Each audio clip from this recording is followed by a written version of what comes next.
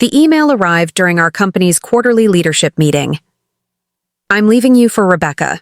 We're moving to Boston together. I've already transferred funds from our accounts to cover our fresh start.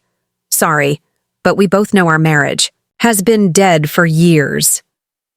My expression remained neutral as I listened to our CFO's presentation, the only sign that my husband of 9 years had just demolished our marriage via email being the slight whitening of my knuckles as I gripped my pen.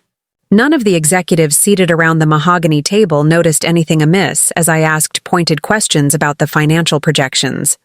Before we jump back in, tell us where you're tuning in from, and if this story touches you, make sure you're subscribed because tomorrow, I've saved something extra special for you. My husband had chosen to end our marriage while I sat in the boardroom of the company he thought was his. But Nathan didn't know that I had been the majority shareholder of Pinnacle Innovations for over 3 years. My name is Eliza Mitchell, and at 37, I had just received the most callous goodbye in history. But while Nathan was probably gloating over his dramatic exit, imagining me collapsing in tears over his betrayal, I was calmly wrapping up the meeting that would determine the future of his career, a future that, as of this moment, no longer existed. Excellent presentation, James, I said to our CFO as the meeting concluded. Could you stay behind for a moment? There's something we need to discuss. James nodded, his expression curious as the other executives filtered out of the boardroom. I waited until the heavy oak door closed behind the last of them before I allowed myself a single deep breath. Then I unlocked my phone and showed him Nathan's email. James's eyes widened as he read it. Eliza, I'm so sorry. Don't be, I said, my voice steady. We need to activate Protocol Phoenix immediately. James stared at me for a beat before understanding dawned. You've been expecting this. The signs have been there for months, I replied, opening my laptop and pulling up a secure folder. The unexplained absences, the changed passwords, the supposedly work-related trips that never quite aligned with our company calendar. But the final confirmation came 8 weeks ago. I pulled up the security camera footage from one of our satellite offices, footage that showed Nathan and my best friend Rebecca engaged in an intimate embrace in what they thought was an empty conference room. Rebecca, who had been my friend since college. Rebecca, who had stood beside me at my wedding. Rebecca, who worked as our company's marketing director, a position Nathan had pushed for her to get 3 years ago. I've been making preparations ever since, I continued, pulling out a flash drive and handing it to James. This contains everything you need. Documentation of funds Nathan has diverted to personal accounts, evidence of his attempts to undermine, several key projects, and a complete transition plan for company leadership. The warning signs had been accumulating over the past year, Nathan growing increasingly secretive about his phone, late nights at the office that never seemed to result, incompleted work, his sudden interest in Boston's business scene despite our firm's focus on the West Coast. But the most telling sign had been his gradual attempts to isolate me from the business he thought was his, scheduling important meetings when he knew I had conflicts, forgetting to forward crucial communications, suggesting I focus on our charitable foundation rather than day-to-day operations. What Nathan failed to understand was that Pinnacle Innovations had always been my vision. I'd written the original business plan in graduate school, secured the initial investors, and built the prototype that launched our flagship product. Nathan had joined 2 years later, bringing valuable connections and sales expertise. As the company grew, he'd become the public face of Pinnacle, the charismatic CEO who charmed investors and clients alike, while I worked behind the scenes as the strategic force driving our innovations. When we married, we'd made what I thought was a mutual decision. Nathan would be the company's visible leader while I directed product development and long-term strategy. What I didn't realize then was how completely Nathan had come to believe his own press. In his mind, Pinnacle had become his company, my contributions invisible, my role diminished to that of supportive wife rather than founding partner. 5 years ago, when our most significant investor was looking to exit, I'd quietly purchased their shares through a holding company, securing majority ownership without Nathan's knowledge. He'd been too occupied with industry accolades and speaking engagements to notice the shift in our capital structure. I'd never seen a need to enlighten him until now. My phone buzzed with another email from Nathan. "I've already spoken with the board about a leave of absence for you. Rebecca and I think it's best if you take some time away from the company to process this transition. Your emotional state could impact business decisions." I showed the message to James, who shook his head in disbelief. The audacity, he actually thinks that he can push me out of my own company? "Yes," I replied, a flicker of cold amusement in my voice. "Nathan has always excelled at revising history to cast himself as the hero." James leaned forward, his expression serious. "The board meeting is scheduled for tomorrow. Nathan doesn't know you called it last week?" "No, he doesn't," I confirmed. "He also doesn't know about the forensic accounting report or the evidence of his attempts to divert the Anderson contract to his friend's startup." "What's our timeline?" James asked, slipping into the efficient mode that made him such an effective CFO. 24 hours, I replied. "I want everything in place before the board meeting tomorrow." Nathan clearly planned this announcement thinking I'd be too emotionally devastated to function professionally. I allowed myself a small, cold smile. He's about to discover how profoundly he has miscalculated.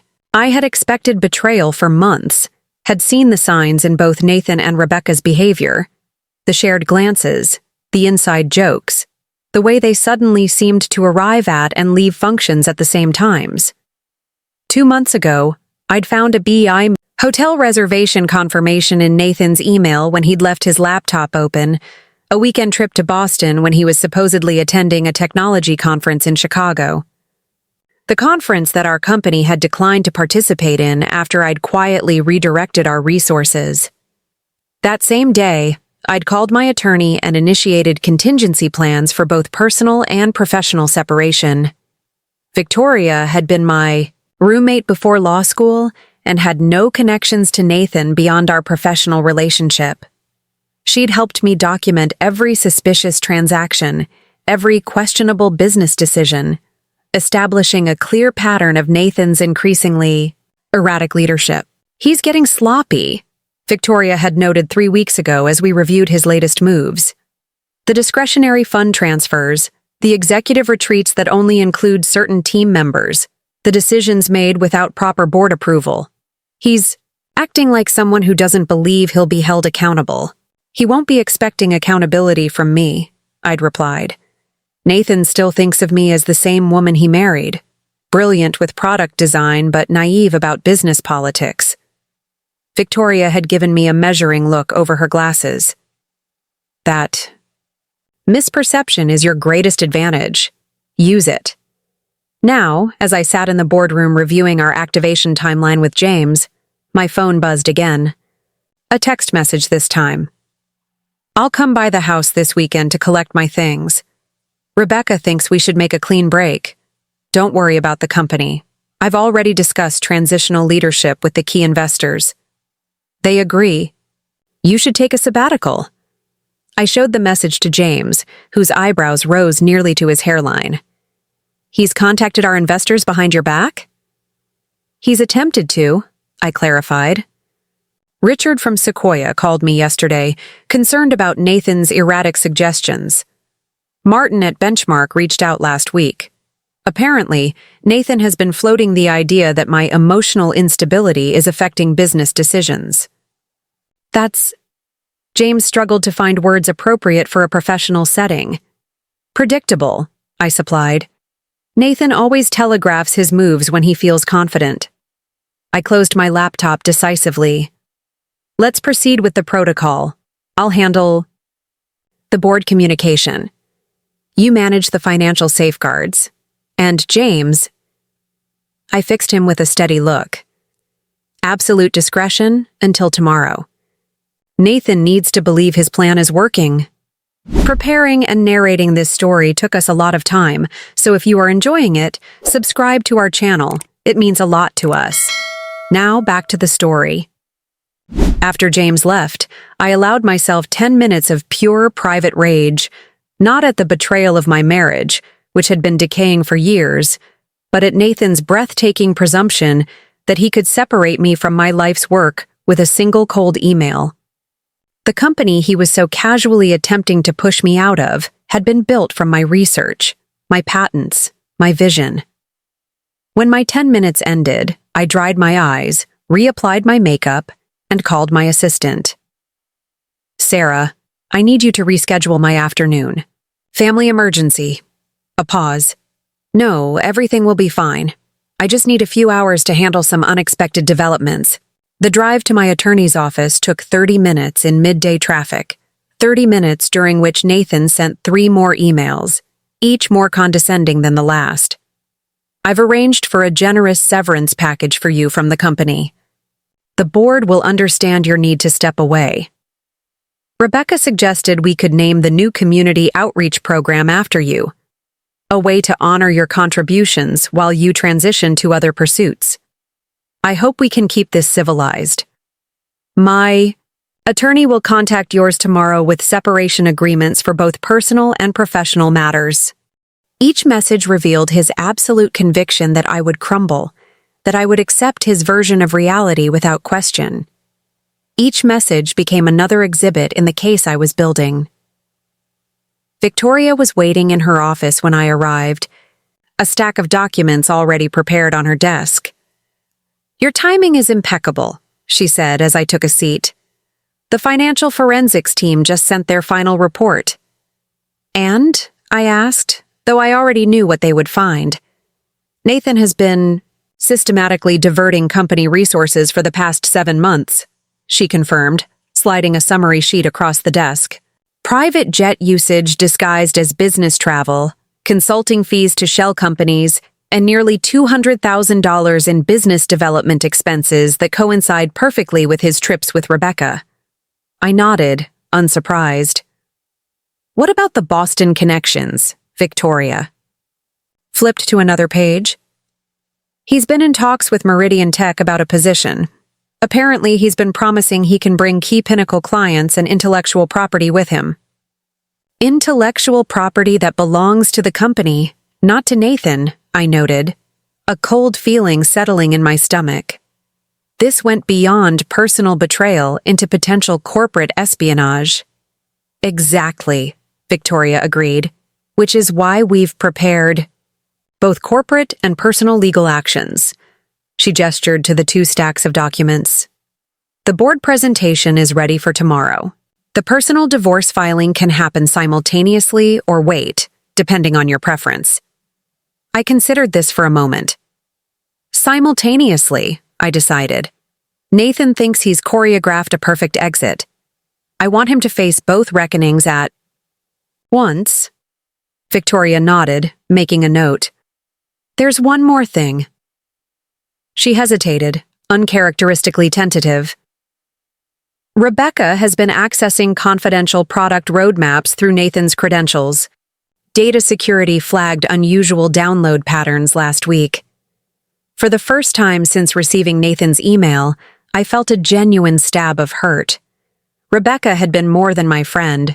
She'd been family in many ways, godmother to my niece, the person who'd held my hand through my father's final illness.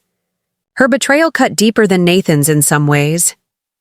"Add corporate espionage to the list of charges," I said after a moment, my voice steady. "No special treatment." The rest of the afternoon passed in a blur of preparations. Calls with the board, members I trusted most, secure communications with our executive team, final reviews of tomorrow's presentation. Through it all, Nathan continued his barrage of messages, each one more self-satisfied than the last. He had even sent a link to Boston apartment listings, suggesting it would be healthier for me to make a fresh start in a new city. By evening, everything was in place. I drove home to the house Nathan and I had bought 5 years ago, a modernist structure with magnificent views that had been featured in architectural magazines. Nathan had loved the prestige of the address, the impression it made on clients and colleagues. I had loved the private studio space where I could work on new product concepts away from corporate pressures. As I walked through the quiet rooms, I realized how little of Nathan was actually present in our home. His clothes occupied space. His toiletries cluttered the master bathroom, but there were few personal touches that spoke to his presence in my life. No cherished collections, no sentimental objects, no passion projects. Nathan existed primarily in relation to the image he projected to others. My phone buzzed again. "Don't worry about dinner, having a celebration with Rebecca. We're thinking a small ceremony in Boston once things settle down, professional colleagues only, to avoid awkwardness." I set the phone down without responding and opened a bottle of wine I'd been saving for a special occasion. This qualified. Tomorrow would bring sufficient chaos and confrontation. Tonight was for preparation and, perhaps, a moment of recognition for the marriage that had ended long before Nathan's email made it official. I hadn't cried yet, I realized as I sipped my wine. The tears would come eventually, not for the loss of Nathan, but for the friendship with Rebecca that had been real, at least on my side. For tonight, however, there was work to do. I opened my laptop and began my final review of the board presentation. That would determine Nathan's future, a future very different from the triumphant new beginning he was currently celebrating. My phone buzzed one final time that evening. "I know this must be difficult for you," Nathan wrote, "but you're strong. You'll bounce back. Maybe focus on the foundation work. We both know that suits your temperament better than the cutthroat business world." I smiled at his message, the first genuine amusement I'd felt all day. Nathan had spent so many years underestimating me that he'd forgotten a fundamental truth. I hadn't built Pinnacle Innovations by accident or luck. I'd created it through vision, strategic thinking, and an absolute unwillingness to be defined by others' expectations. Tomorrow, as Nathan walked into the board meeting expecting to announce my sabbatical, he would discover exactly what that meant. I arrived at Pinnacle Innovations headquarters at 6:15 a.m., a full hour before even the most ambitious executives would appear. Dawn was just breaking over the city skyline, painting the glass and steel building in shades of amber and gold. The security guard, Morris, who'd been with us since we'd moved into this building 5 years ago, looked up in surprise as I badged through. "Mrs. Mitchell, you're in early today." "Big day, Morris," I replied with a calm I didn't entirely feel. "Board meeting," he nodded knowingly. "Mr. Mitchell hasn't arrived yet. He usually comes in around 8 on board days." "Perfect," I said, offering him a genuine smile. I could use the quiet time to prepare. The executive floor was silent as I made my way to my office. Not the CEO suite that Nathan occupied, but the slightly smaller corner office labeled Chief Innovation Officer. The title had been Nathan's idea 3 years ago, a way to give me a C-suite position without acknowledging my role as co-founder.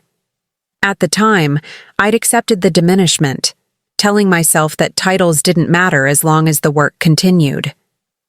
James was waiting in my office, dark circles under his eyes, suggesting he'd worked through the night.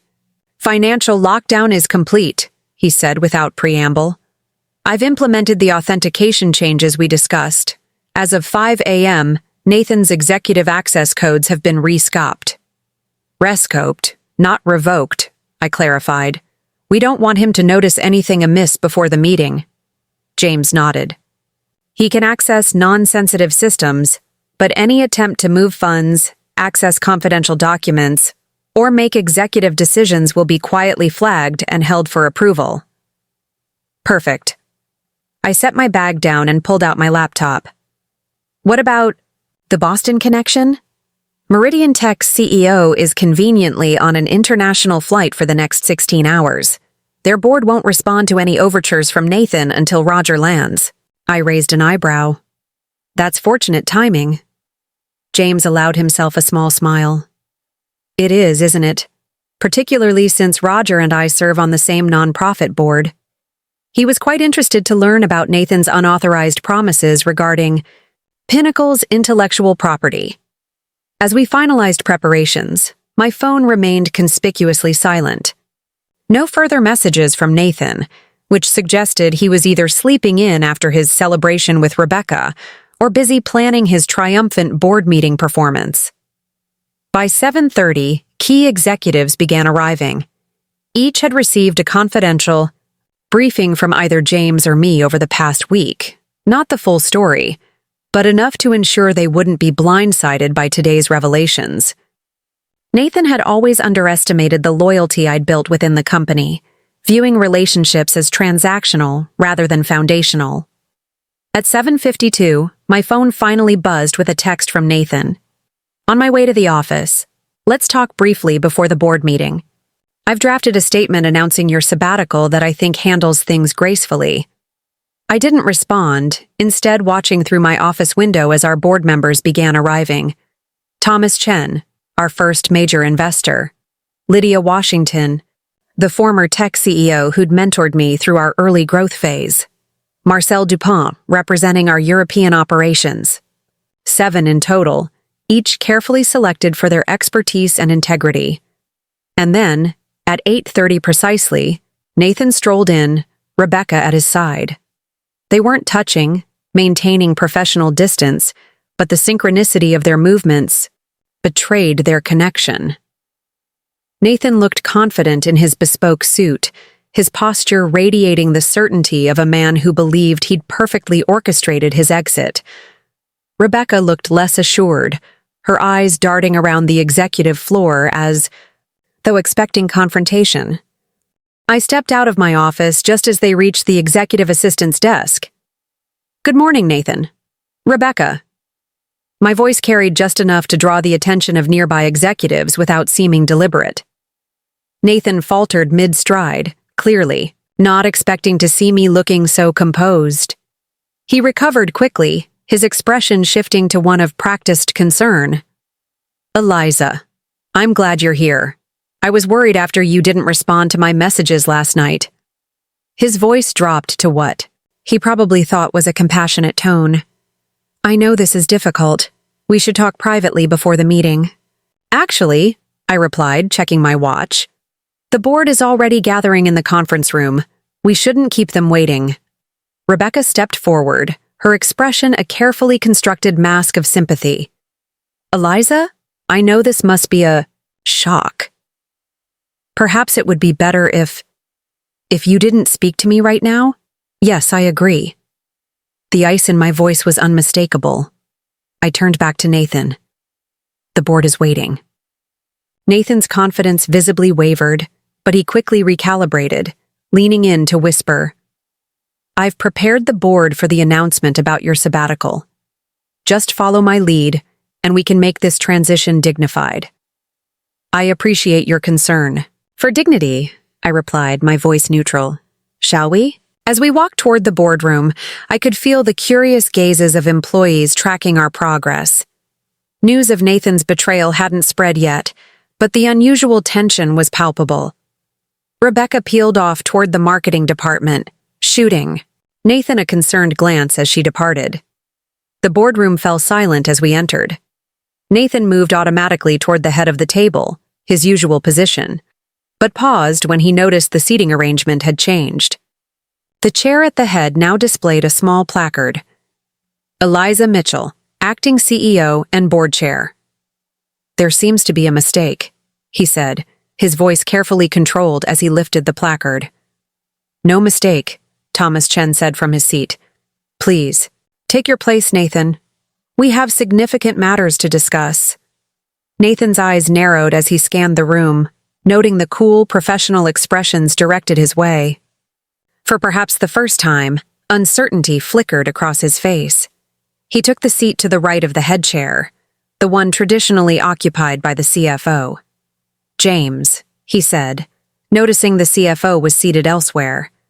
"Aren't you in the wrong seat?" "The seating arrangement is correct," I said, taking my place at the head of the table. "This special board meeting will come to order at 8:45 a.m. Secretary, please note all board members are present." Eliza, Nathan interrupted, his voice tight. What exactly are you doing?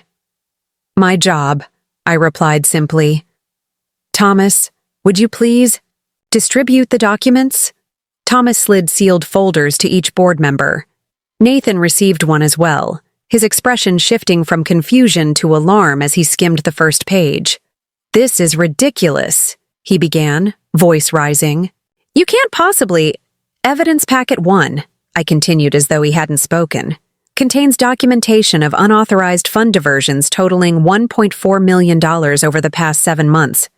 Packet 2 outlines attempts to share proprietary company information with Meridian Technologies. Packet 3 details the manipulation of company resources for personal use. The boardroom was absolutely silent as pages turned. Nathan's face had gone pale, then flushed with anger. This is a gross mischaracterization, he said, struggling to maintain his composure. As CEO, I have discretionary authority over business, development funds. These were legitimate business expenses in pursuit of new opportunities, including the Cannes Film Festival weekend where no business meetings were scheduled, James asked mildly. Or perhaps the Boston apartment lease deposit paid from the corporate development fund. Before Nathan could respond, I continued. The most serious concern, however, is outlined in Packet 4. Evidence of attempted intellectual property transfer, including access logs showing unauthorized downloads of our proprietary algorithms and client lists. This is absurd, Nathan exploded, slapping his hand on the table. I founded this company. I built it from nothing. You can't possibly believe. Actually, Nathan, Lydia Washington interjected, public record and company formation documents clearly show that Eliza founded Pinnacle Innovations based on her graduate research. You joined the company 2 years later. A technicality, Nathan dismissed. I made this company what it is today. Everyone knows that. What we know, I said evenly, is that you've been systematically abusing your position as CEO, diverting company resources and preparing to take proprietary information to a competitor. I nodded to James, who activated the room's display screen. The screen filled with Nathan's email to me from yesterday, the one announcing he was leaving me for Rebecca. The timestamp was highlighted prominently. 42 minutes after sending. This email, I continued, switching to the next slide. You attempted to download our complete client database and product roadmap to an external drive. The boardroom erupted in murmurs as security logs displayed on screen, showing the download attempt and the IP address. That's standard backup procedure, Nathan protested, but his voice had lost its authoritative edge. From a hotel room in Boston? James asked. Using Rebecca Carter's laptop? Nathan's eyes darted around the room, seeking an ally and finding none. This is a witch hunt, he declared, a vindictive response to a personal matter. Eliza is obviously emotional about our separation and is using her position to— My position? I interrupted, my voice deadly calm. Let's clarify what that position is, shall we? I slid the final document across the table to him. A certification of company ownership showing the capital structure of Pinnacle Innovations. My name was listed as 58% majority shareholder through Mitchell Holdings, LLC. Nathan stared at the document in disbelief. This can't be right. How did you— 5 years ago, I supplied. When Westridge Ventures wanted to exit, you were receiving an entrepreneurship award in Singapore, as I recall. You suggested I handle the paperwork while you managed the important relationships. The blood drained from Nathan's face as realization dawned. You've been planning this. No, Nathan. I've been protecting this company, my company, from a CEO who increasingly confused personal ambition with corporate leadership. I looked around the table. The board has been fully briefed on the situation and has reviewed all evidence. We will now vote on the motion to remove Nathan Mitchell from his position as CEO for cause, effective immediately. You can't do this, Nathan hissed, desperation creeping into his voice. I have relationships with every major client. I'm the face of this company. You're an employee who has violated his fiduciary responsibility, Thomas Chen replied coldly. A replaceable employee. The Chi. Vote was unanimous. Nathan sat in stunned silence as his company access was officially terminated, his email disabled, his corporate cards canceled.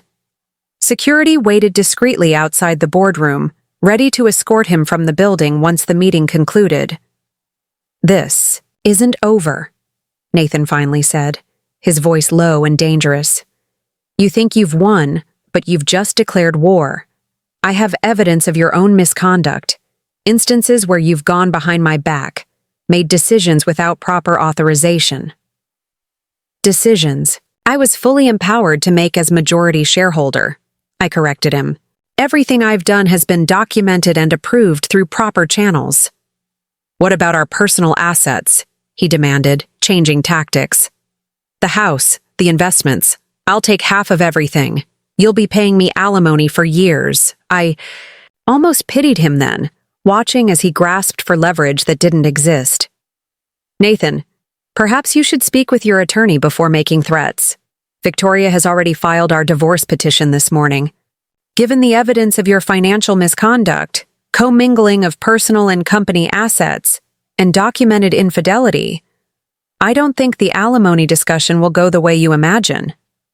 For a moment, genuine fear flickered across his face. Then, his expression hardened into something ugly. You cold calculating bitch! You set me up! Pretended to be the supportive wife while plotting this ambush. I met his gaze without flinching. No, Nathan, I simply paid attention. Unlike you, I understand the value of seeing people as they are, not as they present themselves. The board meeting concluded with a formal statement drafted for release. Pinnacle Innovations announces a leadership transition, with founder Eliza Mitchell assuming the role of CEO following the departure of Nathan Mitchell. The company remains committed to its innovation roadmap and client relationships during this smooth transition.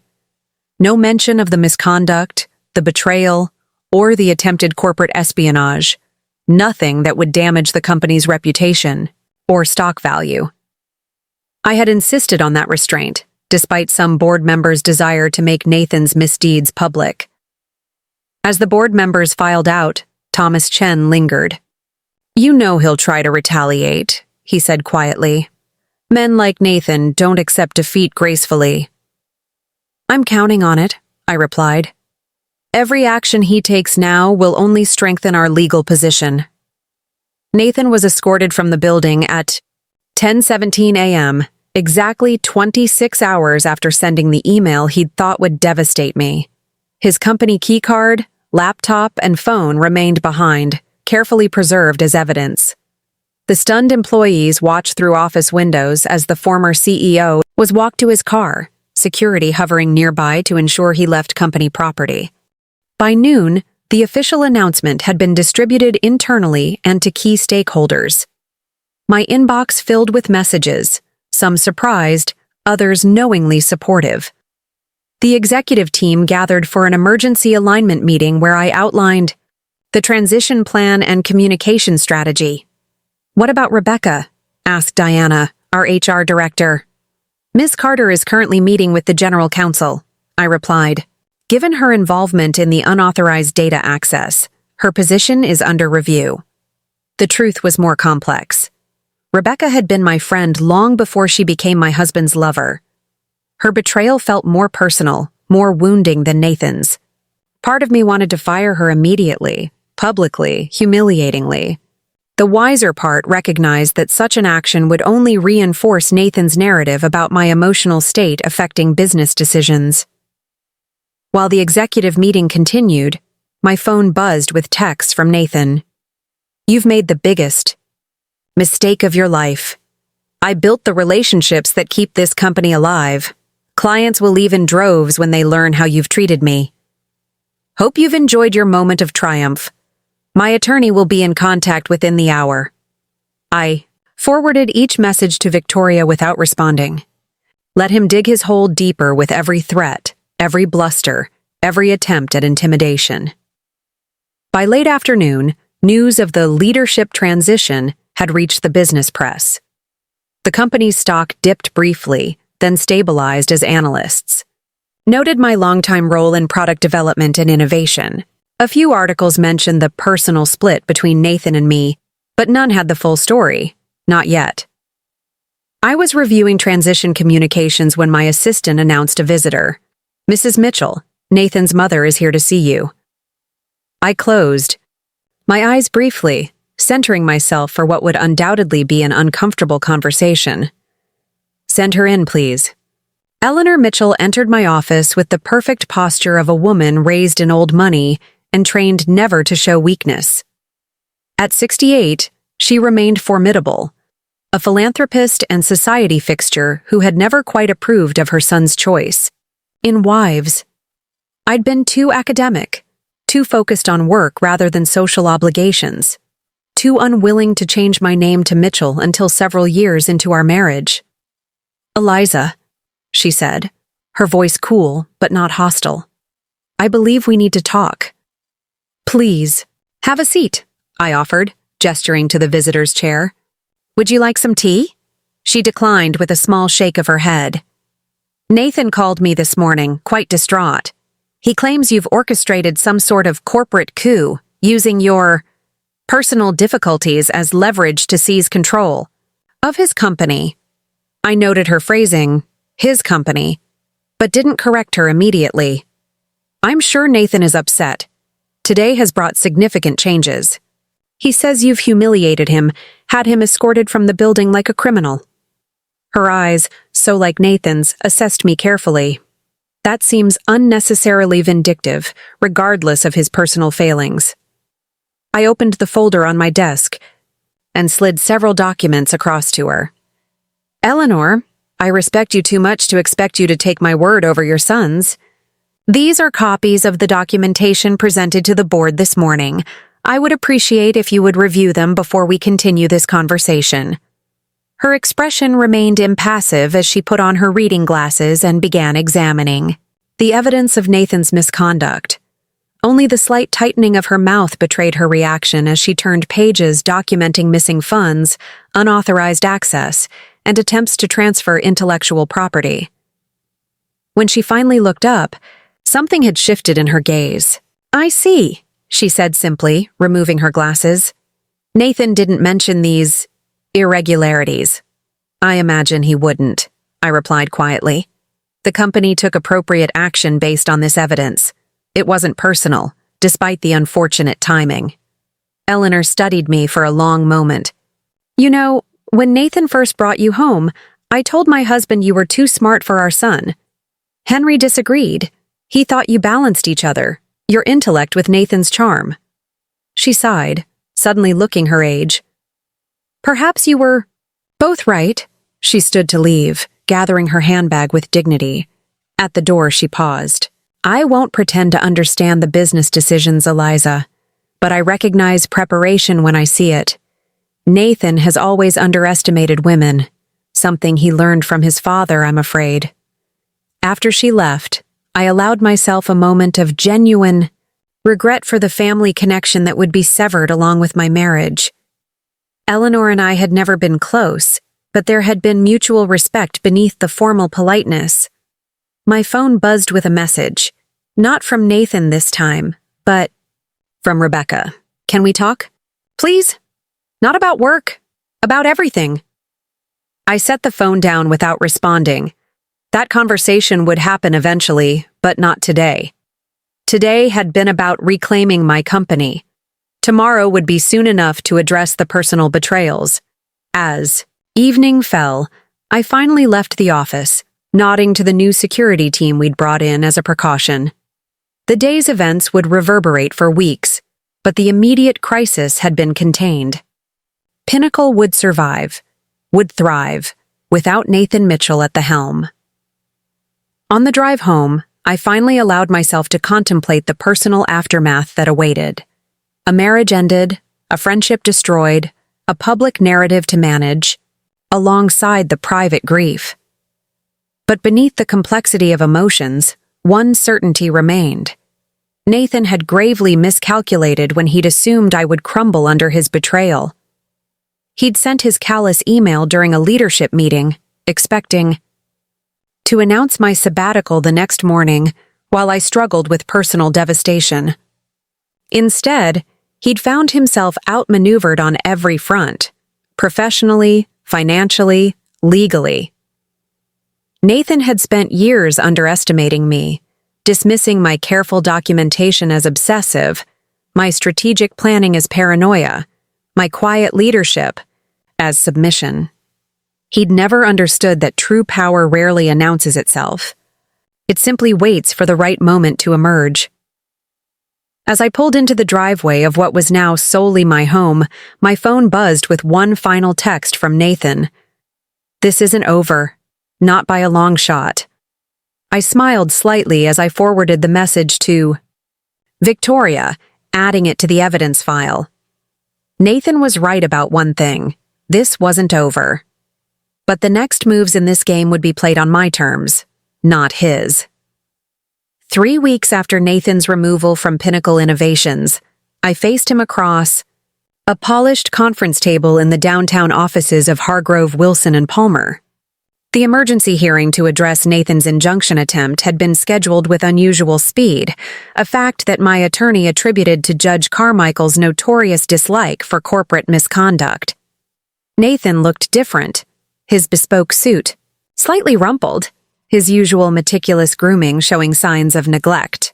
The confident CEO persona had begun to crack, revealing glimpses of desperation beneath. Beside him sat Lawrence Palmer, a corporate raider turned attorney known for aggressive litigation tactics. Their choice of representation spoke volumes about Nathan's strategy. Victoria sat beside me, arranging documents with practiced efficiency. She'd warned me that this hearing would be unpleasant.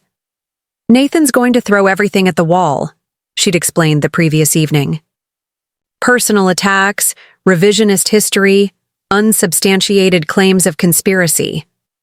Palmer specializes in creating enough chaos to extract settlements." What Victoria hadn't needed to say was that such tactics relied on intimidating people unwilling to endure public scrutiny or protracted legal battles. Nathan still didn't understand who he was dealing with. Judge Carmichael entered, a formidable woman in her 60s with shrewd eyes that missed nothing. "We're here addressing Mitchell vs. Pinnacle Innovations and Mitchell, a request for emergency." "Injunctive relief," she stated, reviewing the file. "Mr. Palmer, as you've requested this emergency hearing, please proceed." Palmer rose with theatrical gravity. "Your Honor, this case represents one of the most egregious examples of personal vengeance corrupting corporate governance that I've encountered in 30 years of practice. My client, Nathan Mitchell, the founder and visionary behind Pinnacle Innovations, has been the victim of a calculated coup orchestrated by his estranged wife in retaliation for their marital difficulties." I kept my expression neutral as Palmer continued, spinning a narrative where Nathan was the wronged innovator, the true creative force behind Pinnacle's success, while I was portrayed as a vindictive woman using temporary board control to destroy his life's work. "Mr. Mitchell built this company from nothing," Palmer declared. "While Ms. Chen may have contributed to early research, it was Mr. Mitchell's business acumen, industry relationships, and leadership that transformed a graduate school project into a multi-million-dollar enterprise. Now, using technically legal but ethically questionable means, she has seized control and terminated him without due process, destroying shareholder value and company stability in service of personal revenge." Judge Carmichael's expression revealed nothing as she turned to Victoria. "Counselor?" Victoria rose calmly. "Your Honor, opposing counsel has presented quite a compelling work of fiction. The actual facts, fully documented in our filing, tell a very different story." She gestured toward me. "Eliza Mitchell founded Pinnacle Innovations based on her patented algorithms developed during her doctoral work. The company was operational for 2 years before Nathan Mitchell joined as a sales executive. While Mr. Mitchell eventually assumed the CEO role, Ms. Mitchell remained the innovative force behind the company's products and, more importantly, its majority shareholder. She displayed the first exhibit, the original company formation documents, with my signature as founder. Mr. Mitchell's removal as CEO was not a personal vendetta, but a necessary response to serious financial misconduct and attempted corporate espionage, actions that violated not only his employment contract, but potentially federal law. The exhibits continued, financial records showing Nathan's systematic diversion of company funds, access logs documenting his unauthorized downloads of proprietary information, communications with Meridian Technologies discussing his imminent move to Boston with key Pinnacle assets. Palmer objected repeatedly, claiming the evidence was obtained improperly, taken out of context, or misinterpreted. Judge Carmichael overruled each objection with increasing impatience. Your Honor, Palmer pivoted. Regardless of these disputed allegations, the board's decision to remove my client was procedurally improper. Mr. Mitchell was not given proper notice, not allowed to present a defense, and subjected to a process clearly tainted by personal animus related to the Mitchells' marital situation. Victoria smiled slightly. The board meeting was properly noticed according to corporate bylaws. Mr. Mitchell was present, presented with evidence, and given opportunity to respond. An opportunity he used to threaten company leadership rather than address. The documented misconduct. The back and forth continued for another hour, with Palmer growing increasingly theatrical while Victoria remained methodical. Throughout it all, Nathan stared at me with barely concealed fury, occasionally scribbling notes to his attorney. I maintained eye contact when appropriate, my expression professional and composed. Finally, Judge Carmichael held up her hand. I've heard enough. Mr. Palmer, your emergency petition for injunctive relief requires demonstrating both likelihood of success on the merits and irreparable harm absent immediate court intervention. You've established neither. Palmer began to object, but the judge continued. The evidence presented shows Mr. Mitchell engaged in conduct that would justify termination under any reasonable standard of corporate governance. The board followed proper procedures in removing him. As for irreparable harm, Mr. Mitchell's compensation will be determined in due course through standard wrongful termination proceedings if he chooses to pursue them. She shuffled her papers decisively. The request for emergency reinstatement is denied. Mr. Mitchell is to continue complying with the terms of his departure, including non-disclosure obligations and the prohibition against contacting company, clients, or employees for the purpose of disparagement or solicitation. Nathan's face flushed dark red as the ruling was announced. He leaned toward Palmer, whispering urgently, but the attorney shook his head, clearly unwilling to challenge the judge further. Additionally, Judge Carmichael added, reviewing a secondary motion. I'm granting the company's request for a forensic examination of Mr. Mitchell's personal devices to identify any misappropriated intellectual property. This examination will be conducted by a neutral third party with results sealed pending further proceedings. As we gathered our materials to leave, Nathan finally broke his relative silence. This isn't justice, he declared loudly enough for the court reporter to capture. This is a personal vendetta using corporate machinery to destroy my reputation and livelihood. Judge Carmichael fixed him with a stern gaze. Mr. Mitchell, I suggest you exercise more discretion in your public statements. The evidence presented today raises serious questions about your conduct that extend beyond civil corporate matters into potential criminal behavior. Further outbursts will not serve your interests.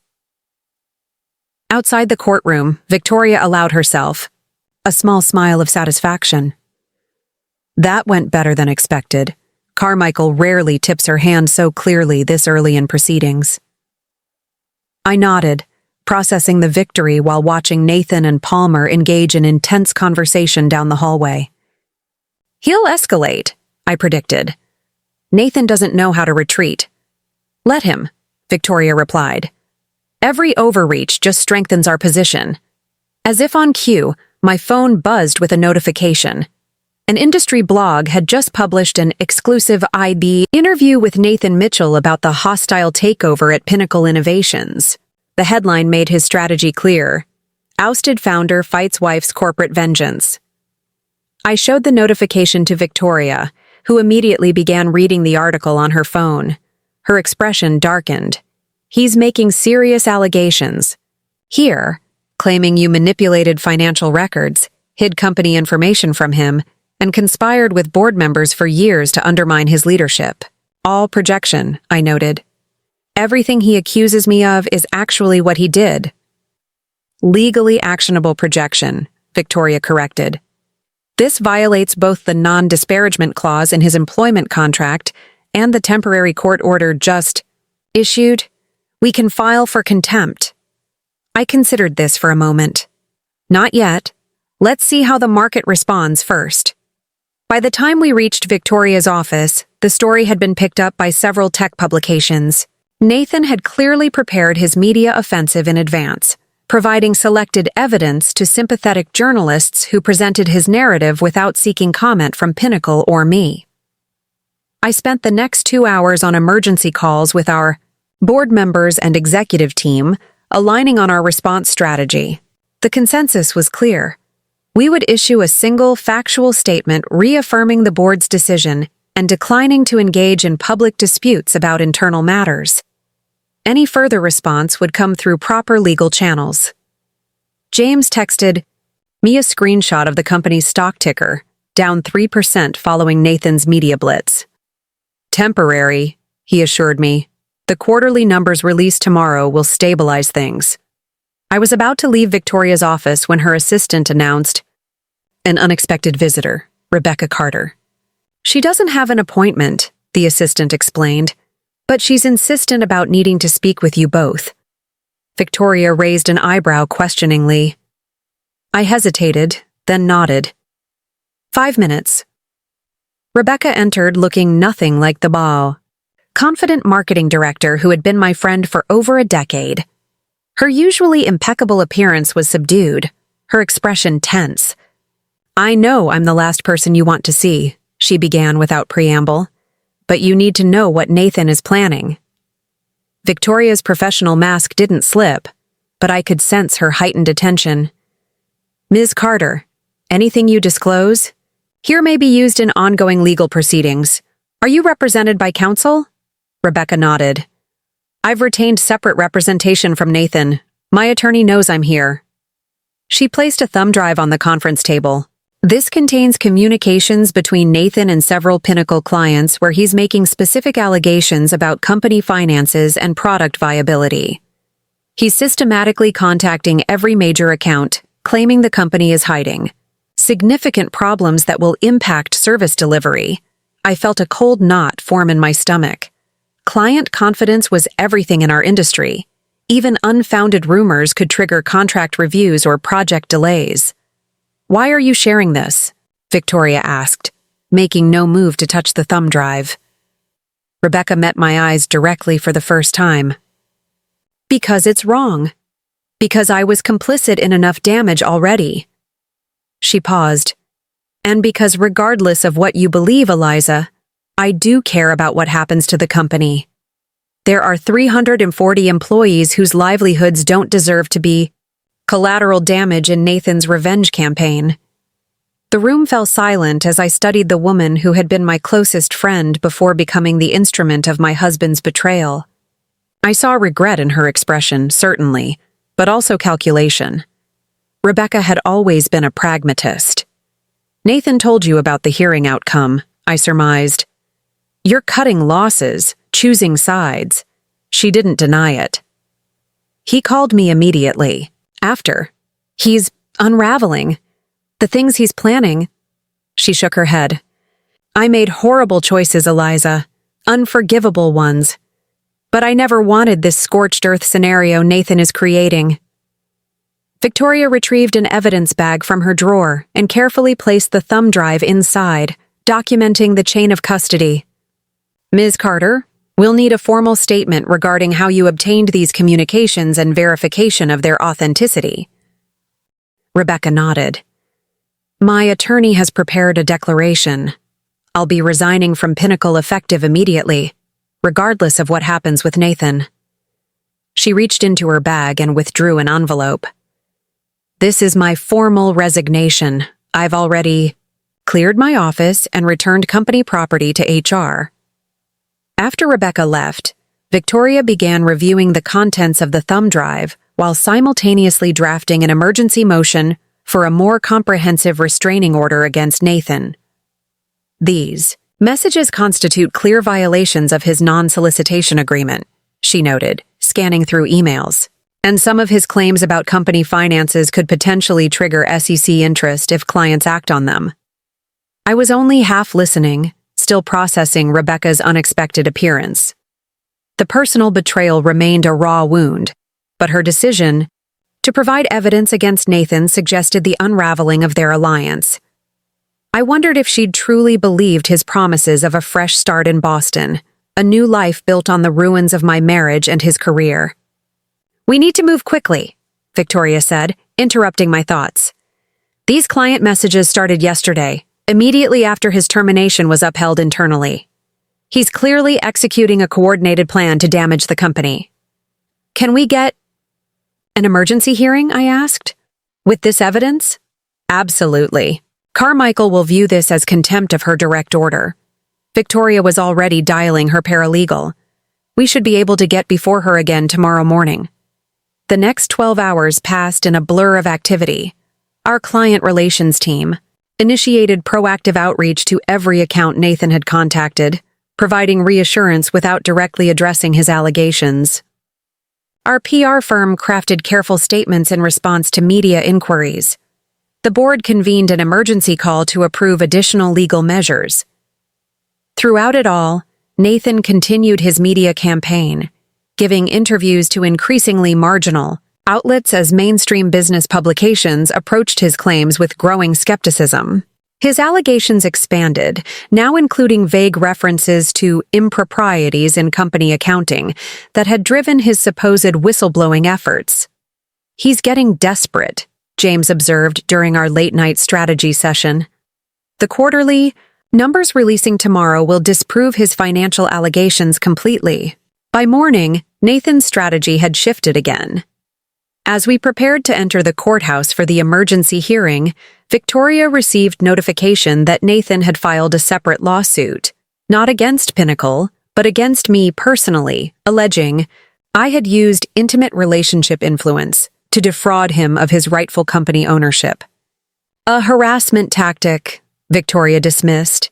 He's trying to force a global settlement by making this as personally painful as possible. Judge Carmichael was visibly displeased when informed of Nathan's new lawsuit during our emergency hearing. This appears to be forum shopping, Mr. Palmer, she noted severely. Filing related matters in different courts to seek favorable rulings is not viewed kindly by the bench. Palmer, looking less confident than the previous day, attempted to argue that the matters were distinct, one involving corporate governance, the other personal fraud. The judge was unmoved. I'm consolidating these matters in my court, she declared. And based on the evidence presented regarding Mr. Mitchell's communications with company clients in direct violation of yesterday's order, I'm granting the expanded temporary restraining order. The new order prohibited Nathan from any communication with Pinnacle clients, employees, or investors, any public statements about company operations or finances, and any access or attempt to access company systems or information. Additionally, his personal devices were to be surrendered for forensic examination within 24 hours. Your Honor, this effectively prevents my client from defending himself in the court of public opinion, Palmer protested. Mr. Palmer, your client, is free to defend himself against actual claims brought in this court with admissible evidence and proper legal argument. What he is not free to do is wage a media campaign intended to damage a publicly traded company in violation of court orders and contractual obligations. Judge Carmichael's tone left no room for further discussion. As we left the courtroom, Nathan stormed past, ignoring his attorney's attempt to restrain him. Congratulations, he snarled, his voice low enough that only I could hear. "You've won this round. But don't forget, I know where all the bodies are buried. I know what shortcuts were taken during the Singapore expansion. I remember which government contracts had special facilitation payments." I maintained my composure, aware of nearby reporters watching the exchange. "Nathan, every decision at Pinnacle was properly documented and approved. Your threats only demonstrate why the board's decision was necessary." His eyes narrowed. "You always were coldly calculating. It's why I turned to Rebecca. At least she has a human heart. The barb was designed to wound, to provoke an emotional response that would validate his narrative about my vindictiveness. Instead, I simply turned away, rejoining Victoria as we walked toward the exit. Outside, a small group of reporters had gathered, alerted by Nathan's media campaign. Victoria fielded questions with professional restraint, emphasizing the court's findings without engaging with the more sensational aspects of the case. As we approached my car, I noticed Eliza Mitchell waiting nearby, her expression unreadable. She stepped forward as we approached. "The family attorney has reviewed the evidence," she said without preamble. "The Mitchell Foundation will not be providing financial support for Nathan's legal battles." Her tone was formal, but I detected the cost of this decision in the tight lines around her mouth. Some choices have consequences that family connections cannot mitigate. I nodded, understanding the significance of her presence. The Mitchell family had publicly chosen legal and ethical standards over blind loyalty to their son. For Boston's old money, such a statement carried weight far beyond today's courtroom drama. "Thank you for telling me personally," I said simply. Eleanor studied me for a moment. "You were never what I expected for Nathan. I thought he needed someone more traditional. Perhaps what he actually needed was exactly what you are, someone who couldn't be charmed into overlooking his failings." With that cryptic assessment, she departed, her posture rigidly dignified, despite what must have been a deeply painful decision. Victoria watched her go with grudging respect. "That will hit Nathan harder than the legal setbacks," she observed. "The family name means everything to him." Back at Pinnacle headquarters, the executive team awaited updates. I briefed them on the expanded restraining order and its implications, emphasizing the need for transparency with employees without creating unnecessary alarm. "What about Rebecca's resignation?" Diana from HR asked. "There are already rumors circulating." "Accepted effective immediately with standard exit procedures," I directed. "No additional statement necessary." As the meeting concluded, my phone buzzed with an incoming call. Lydia Washington, our most influential board member. "I've been monitoring this situation," she said when I answered. "The board is unanimously behind you, Eliza. Nathan's antics have only confirmed the wisdom of our decision." "Thank you for the support," I replied. "We're weathering the storm." "More than weathering," Lydia corrected. "The quarterly numbers look excellent. Once they're public tomorrow, Nathan's financial allegations will look patently absurd. The market will correct, and this episode will become a footnote." After we disconnected, I stood at my office window overlooking the city, allowing myself a moment to process the whirlwind of the past few days. Nathan had expected me to crumble under the combined weight of personal betrayal and public attacks. Instead, his every escalation had been met with methodical countermeasures, his threats transformed into evidence against him, his allies falling away one by one. My phone buzzed with a news alert, a financial blog reporting that Nathan Mitchell had been seen entering the offices of the SEC, supposedly to report financial irregularities at Pinnacle Innovations. I forwarded the alert to Victoria with a simple message. The next phase begins. Nathan was moving from scorched earth to mutually assured destruction, willing to invite regulatory scrutiny in hopes of finding some leverage.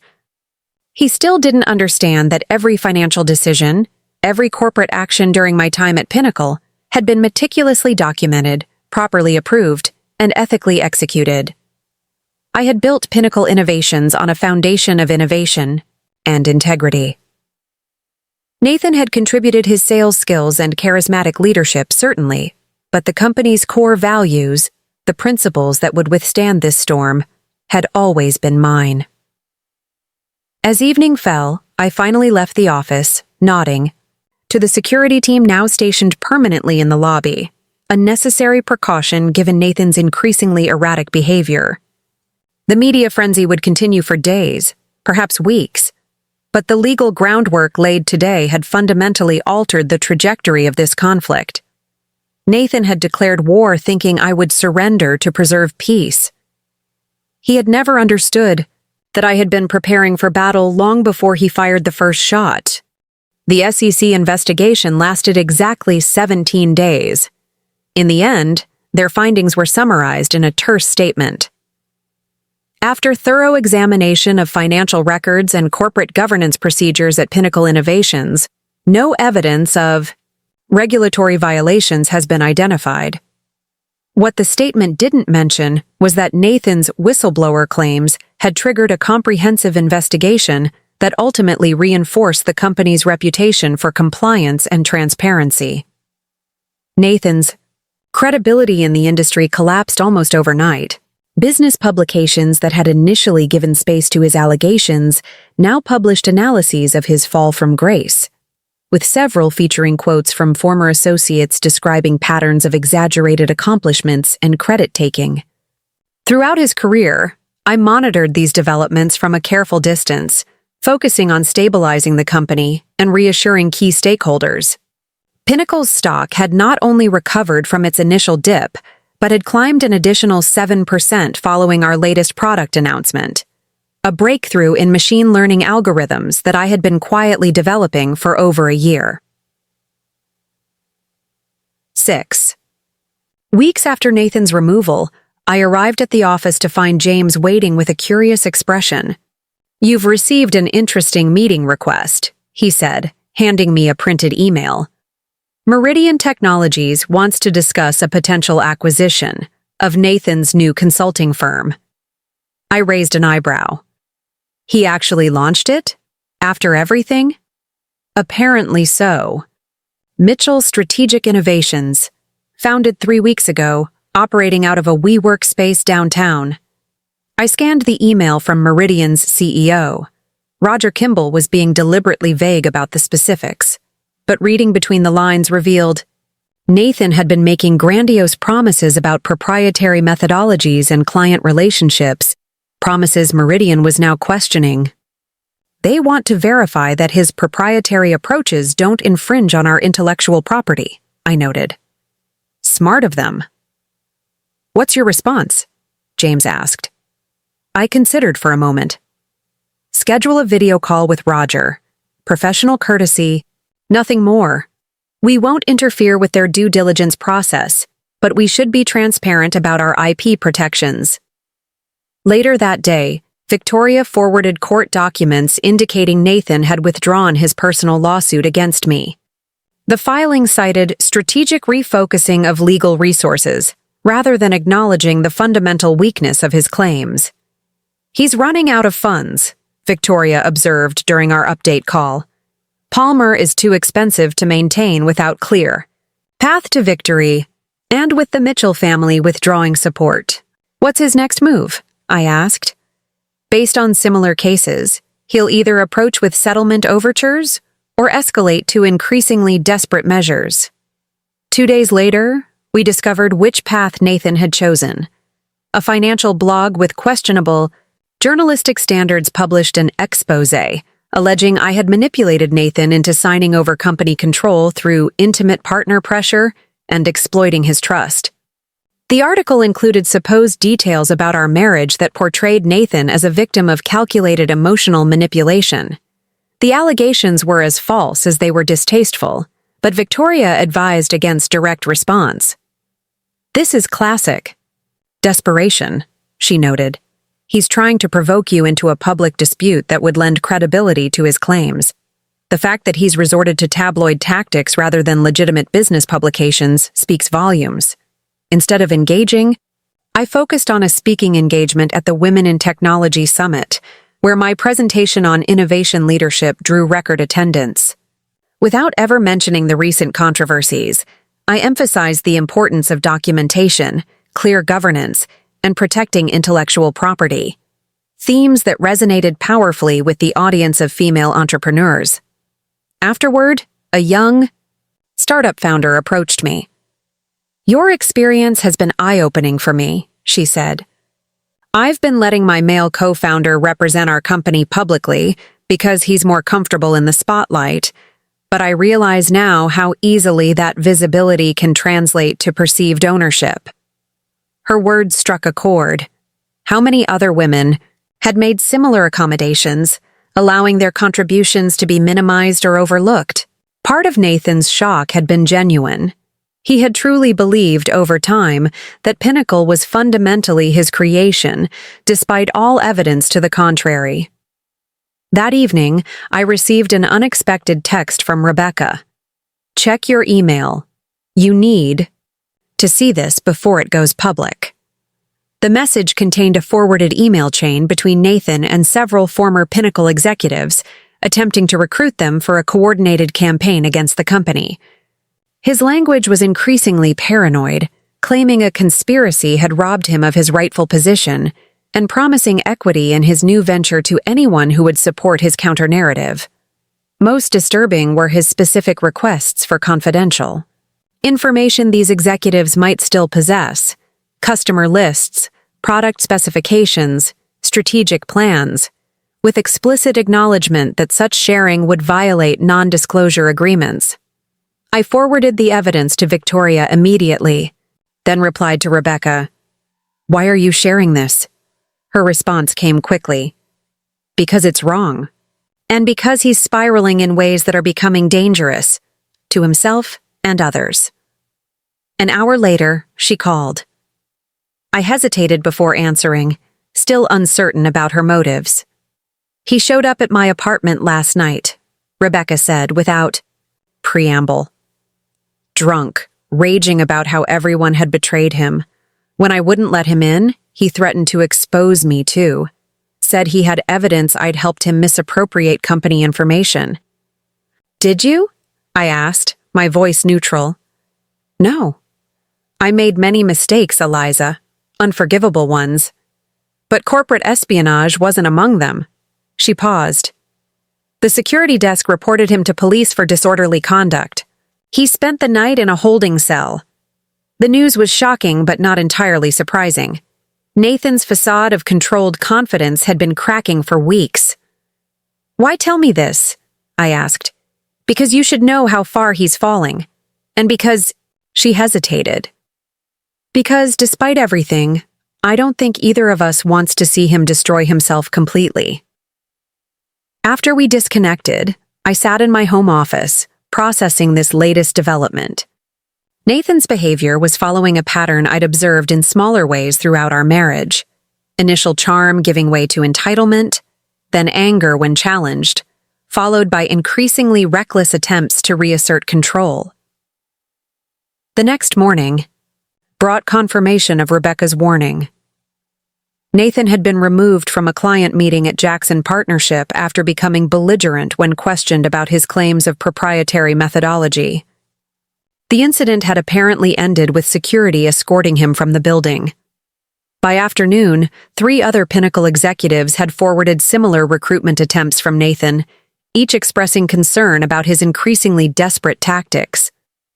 Victoria added these to our growing file documenting his post-termination violations.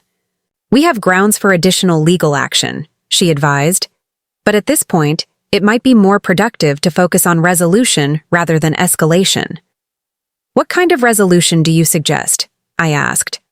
"A global settlement that provides Nathan with face-saving exit while securing ironclad protections for you and Pinnacle. He's running out of resources and allies. Even Palmer is distancing himself based on recent court filings."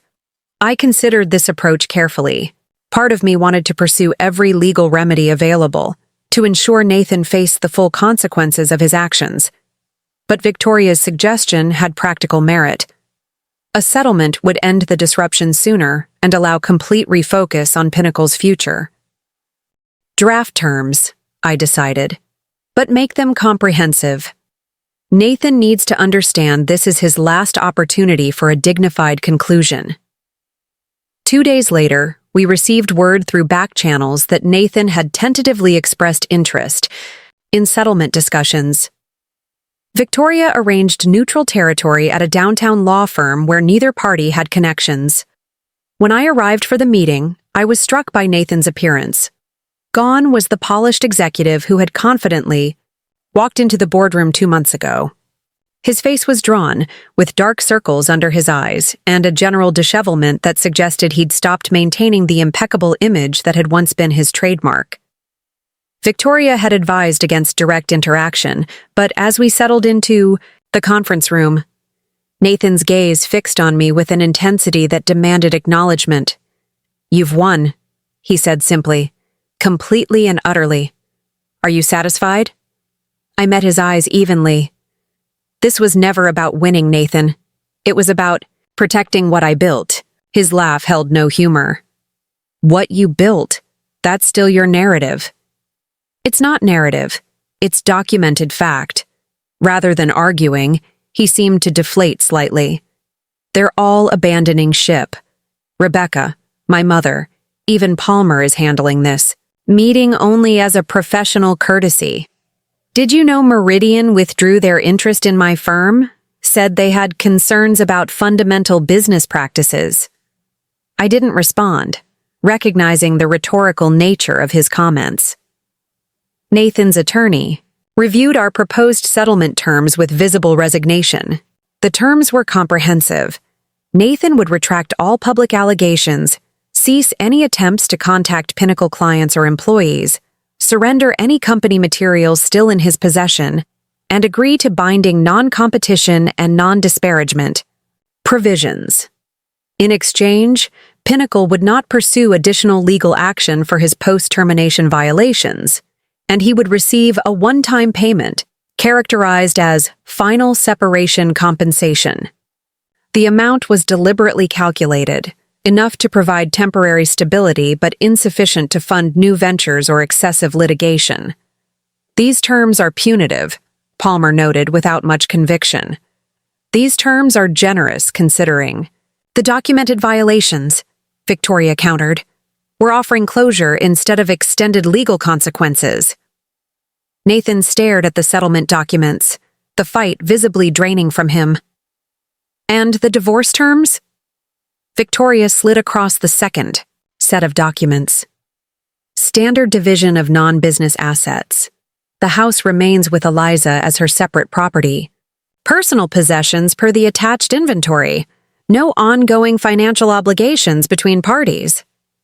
He skimmed the divorce agreement, his expression unreadable. "You're not asking for alimony. You could, given the length of our marriage." "I don't need or want your money, Nathan." Something in my tone finally seemed to penetrate his defenses. For the first time since this ordeal began, I glimpsed a flash of the man I had once loved, capable of self-awareness, however fleeting. "It was never about Rebecca, you know," he said quietly. "She was just available, admiring, uncomplicated." "Don't," I interrupted. "Don't diminish her as a prop in your midlife crisis. She deserves better than that, regardless of her choices."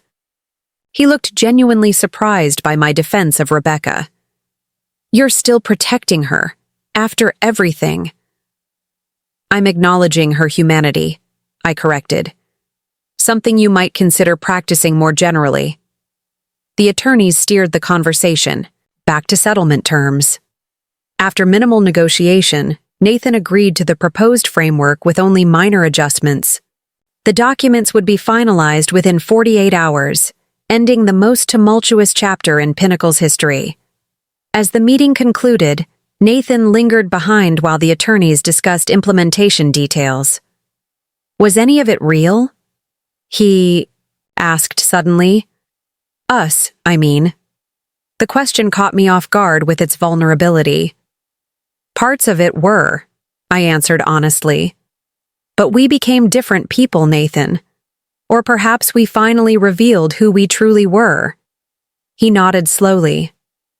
I really believed I built Pinnacle. Over time, I convinced myself it was my vision, my creation. The evidence you presented, it was like watching someone else's life, someone else's decisions. Narratives are powerful, I acknowledged, especially the ones we tell ourselves. What happens now? You sign the agreements. You rebuild somewhere else, hopefully having learned something valuable about yourself. And Pinnacle continues growing under leadership that respects its foundations. Nathan gathered his belongings, the bravado that had defined him now conspicuously absent. At the door, he paused. You were always the visionary, Eliza. I just played one on TV. With that surprisingly self-aware comment, he departed, leaving me with Victoria to finalize the mechanics of our separation, both corporate and personal. That went better than expected, Victoria observed after Nathan and Palmer had left. He's finally accepted reality. For now, I cautioned. Nathan's self-awareness tends to be temporary. The agreements are airtight. If he violates them, the consequences will be immediate and severe. I nodded, gathering my materials as our meeting concluded. Schedule a board update for tomorrow. They should hear about the settlement directly from me. Outside, the late afternoon sun cast long shadows across the city. I declined Victoria's offer of a car and chose to walk the 15 blocks back to Pinnacle headquarters, using the time to process the interaction with Nathan. His recognition, however belated, that Pinnacle had always been my creation provided. Not satisfaction, but a strange melancholy. How different might our story have been if he'd acknowledged that reality years ago? If he'd embraced partnership rather than appropriation? By the time I reached the office, I had mentally closed that chapter. Nathan would sign the agreements, take his settlement, and become a cautionary footnote in Pinnacle's history. The company would continue its growth trajectory under leadership that valued innovation over ego, substance over appearance. My assistant looked up as I entered the executive floor. The team from Goldman Sachs arrived early for tomorrow's meeting. They're asking about the expansion timeline. I smiled, appreciating the symmetry. The day had begun with addressing Nathan's dissolution and would end with planning Pinnacle's. Tell them I'll be right there. The past was settled. The future awaited. Pinnacle Innovations announces expansion into European markets. The headline dominated the business section 3 months after Nathan signed our settlement agreement.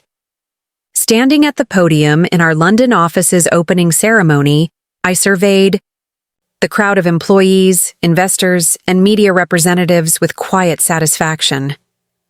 The company had not merely survived Nathan's departure, it had thrived, accelerating growth plans that had been mysteriously stalled during his final year as CEO.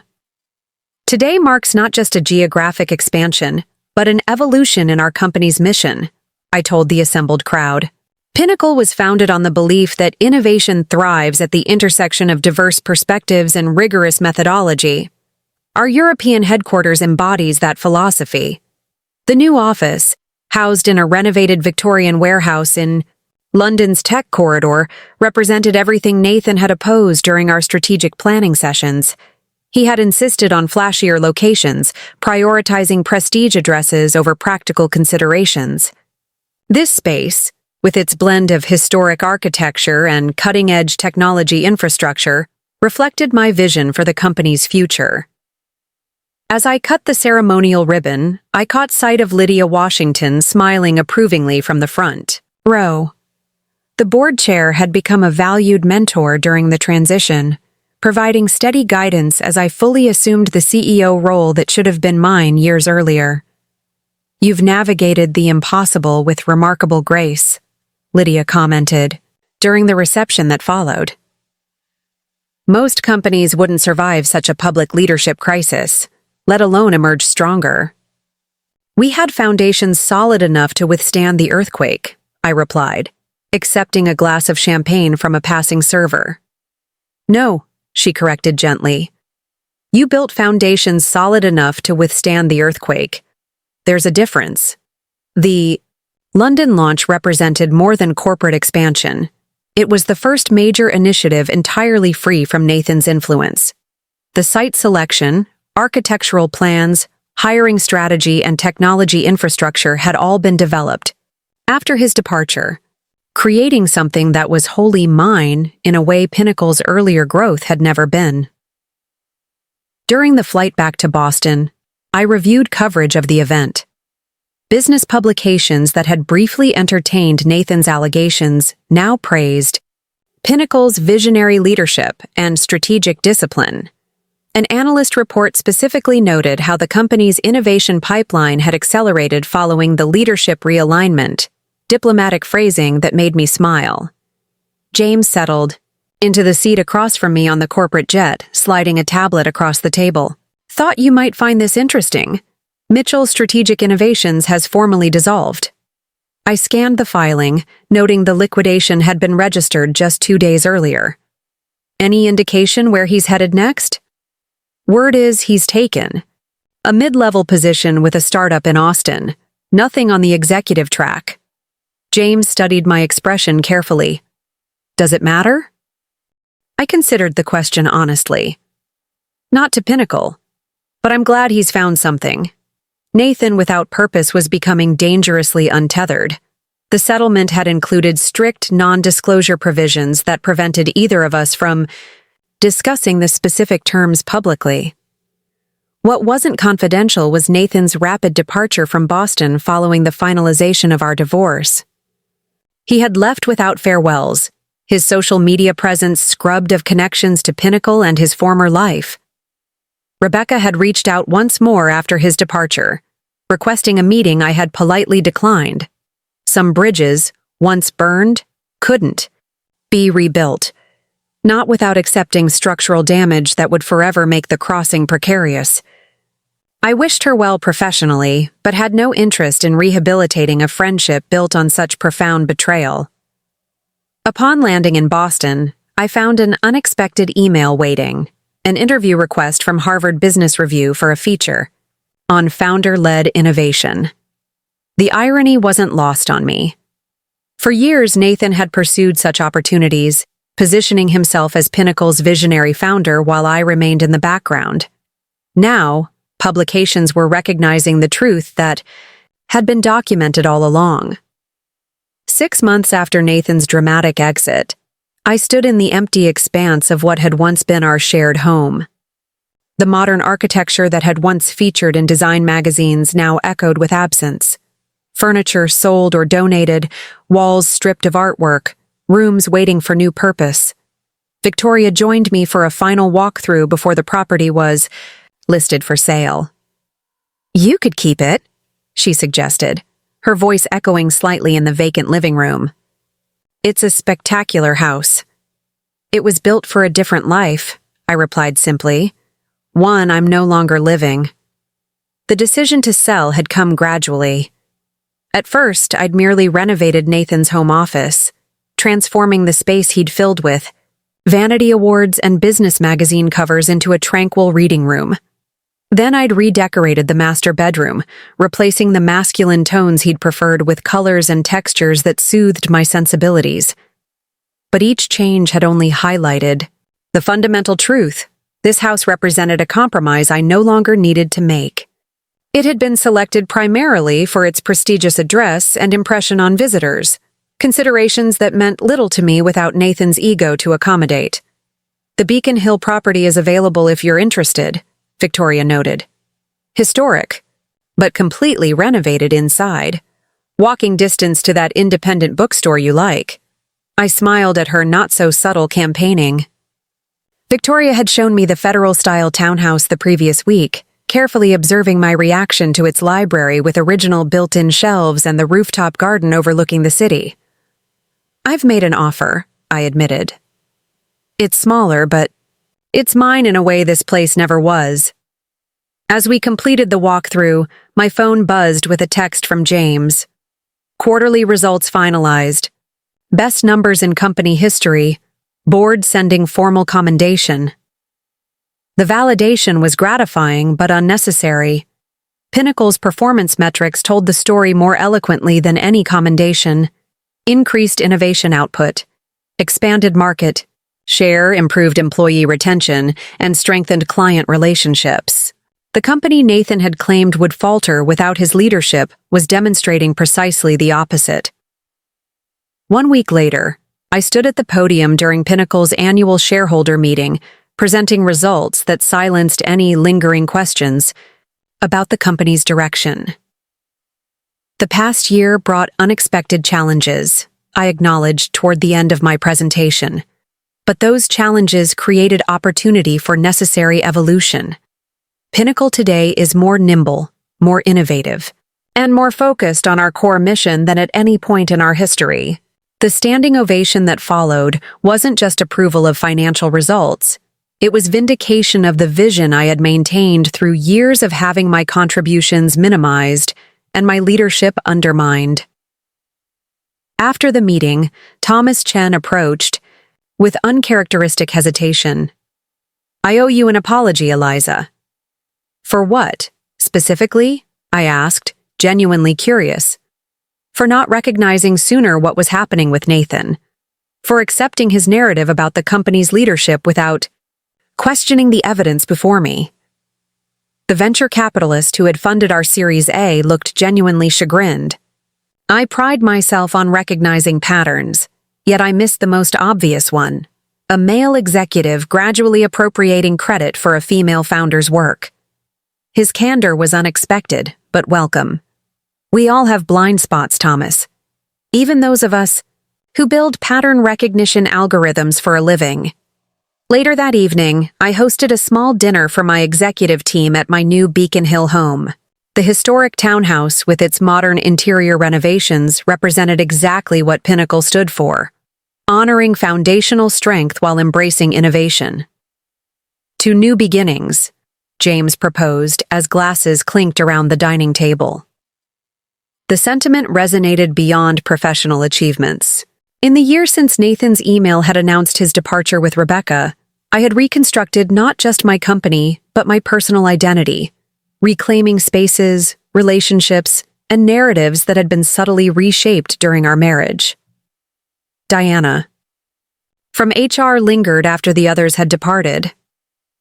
"I have a somewhat awkward update," she said, helping me gather glasses from the living room. "Rebecca Carter has accepted a position with Meridian Technologies." I absorbed this information with mild surprise. "In Boston?" "No, their San Francisco office. Apparently, she's completely relocating." The news produced no emotional response beyond detached curiosity.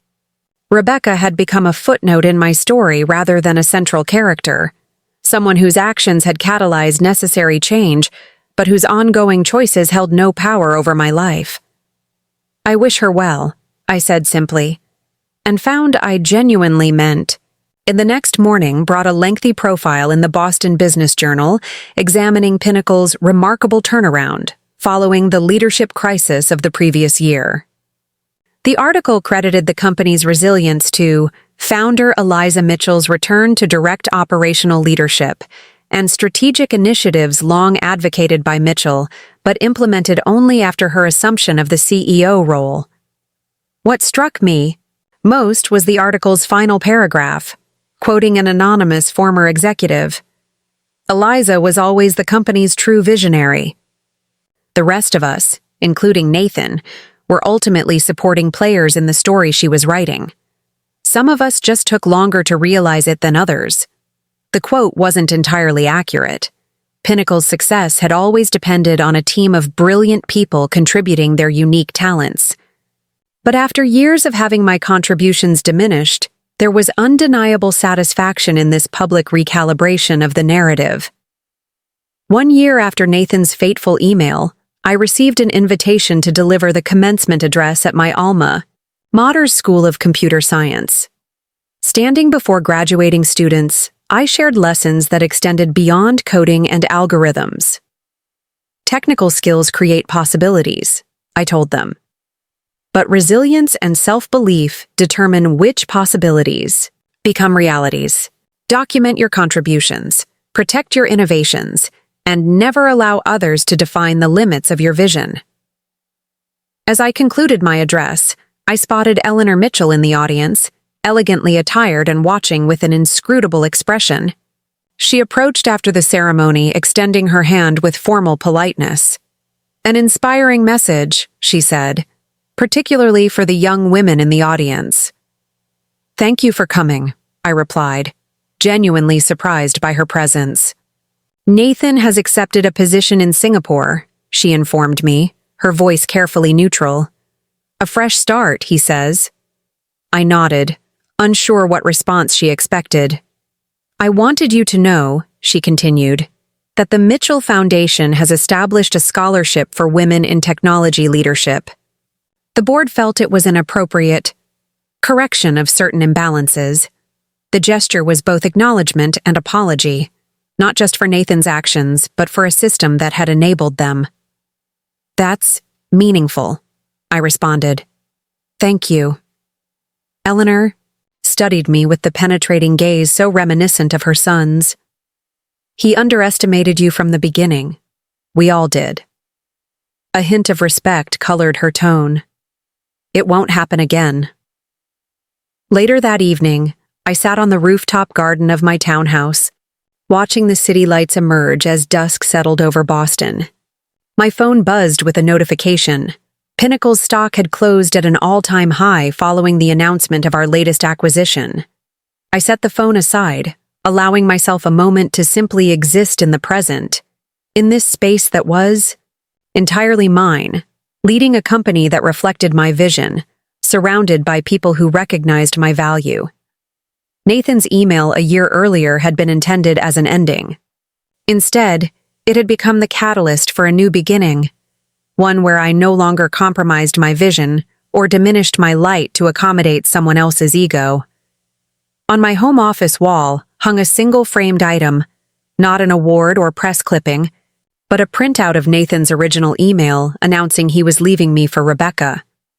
Below it, in elegant calligraphy, a quote I'd once shared with a young entrepreneur at a conference. "Sometimes the greatest gift your adversaries offer is the opportunity to finally become fully yourself." Pinnacle was thriving not despite Nathan's departure, but because of it.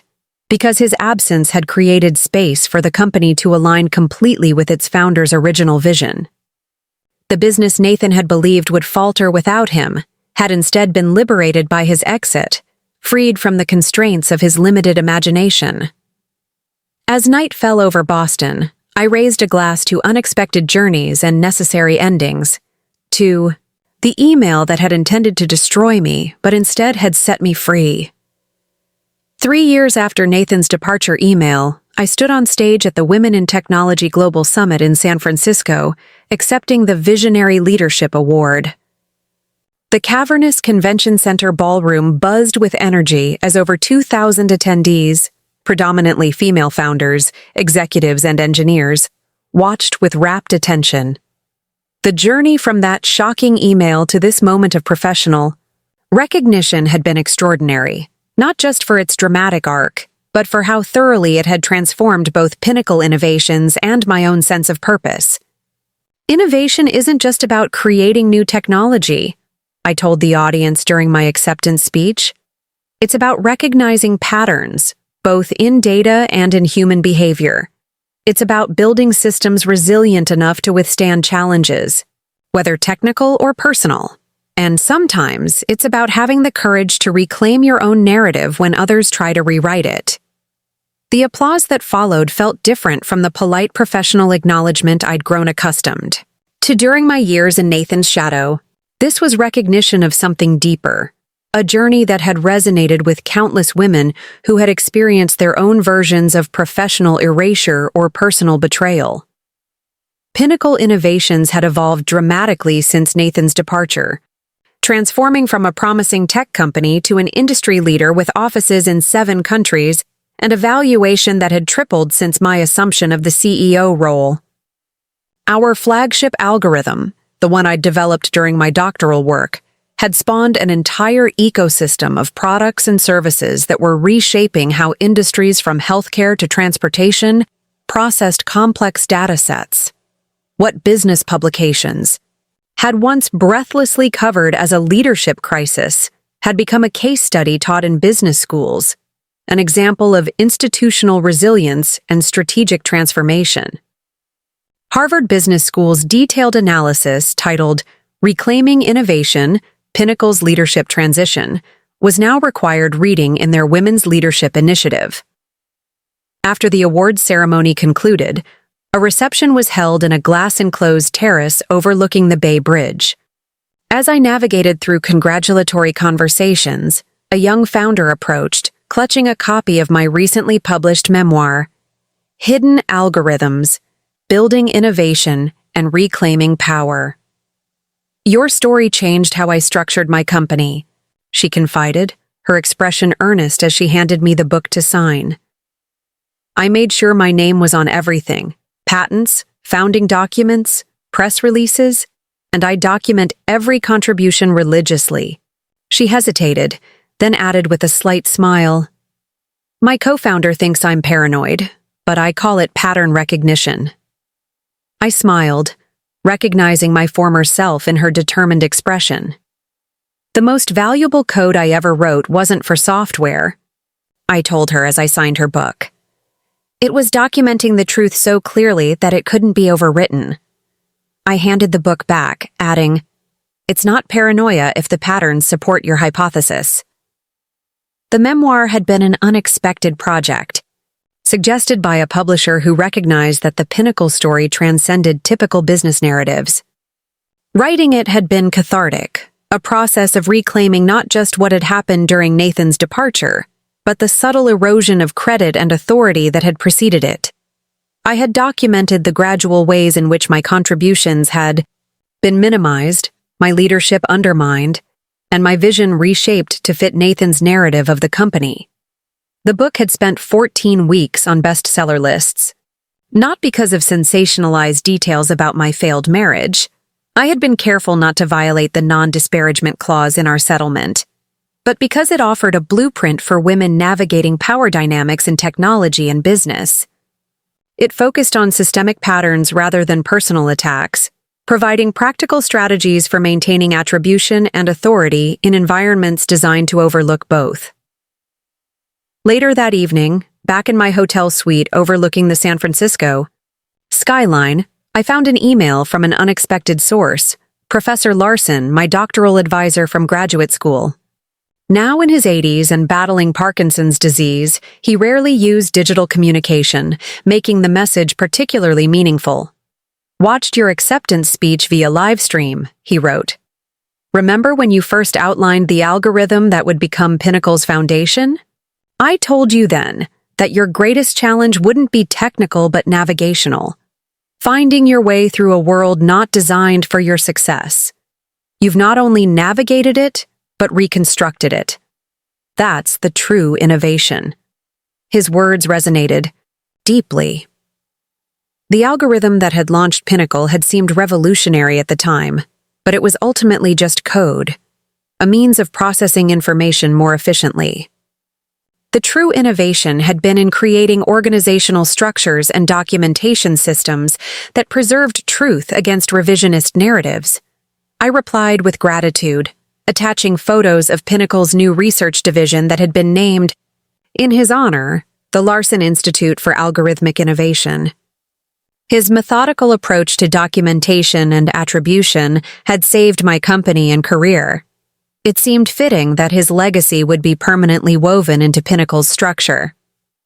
The following morning, while having breakfast in the hotel restaurant, before my flight home, I spotted a familiar face at a nearby table. Rebecca Carter, now creative director for a major technology firm based in Chicago. She was engaged in animated conversation with two colleagues, her gestures conveying the same enthusiasm that had once made her an effective marketing director at Pinnacle. Our eyes met briefly across the restaurant. Time seemed to suspend as recognition flashed between us, not just of physical presence but of our shared history and the unlikely trajectory that had brought us to this moment. She nodded once, a gesture containing acknowledgement but not presumption, before returning to her conversation. 3 years had softened the visceral reaction her presence once triggered. The betrayal remained a historical fact, but its emotional power had dissipated, replaced by something approaching indifference. Rebecca had become a marker in my journey rather than an active force within it, a catalyst for necessary change rather than an ongoing wound. I returned to Boston that afternoon to find Pinnacle's headquarters buzzing with anticipation. Our latest product launch had garnered unprecedented pre-orders, and the innovation team had just filed patents for technology that would potentially redefine our industry vertical. The energy in the building was palpable, a blend of confidence and purpose that had become Pinnacle's cultural signature since the leadership transition. The Mitchell Foundation requested a meeting, my assistant informed me as I settled into my office, scrolling through the backlog of messages that had accumulated during my absence.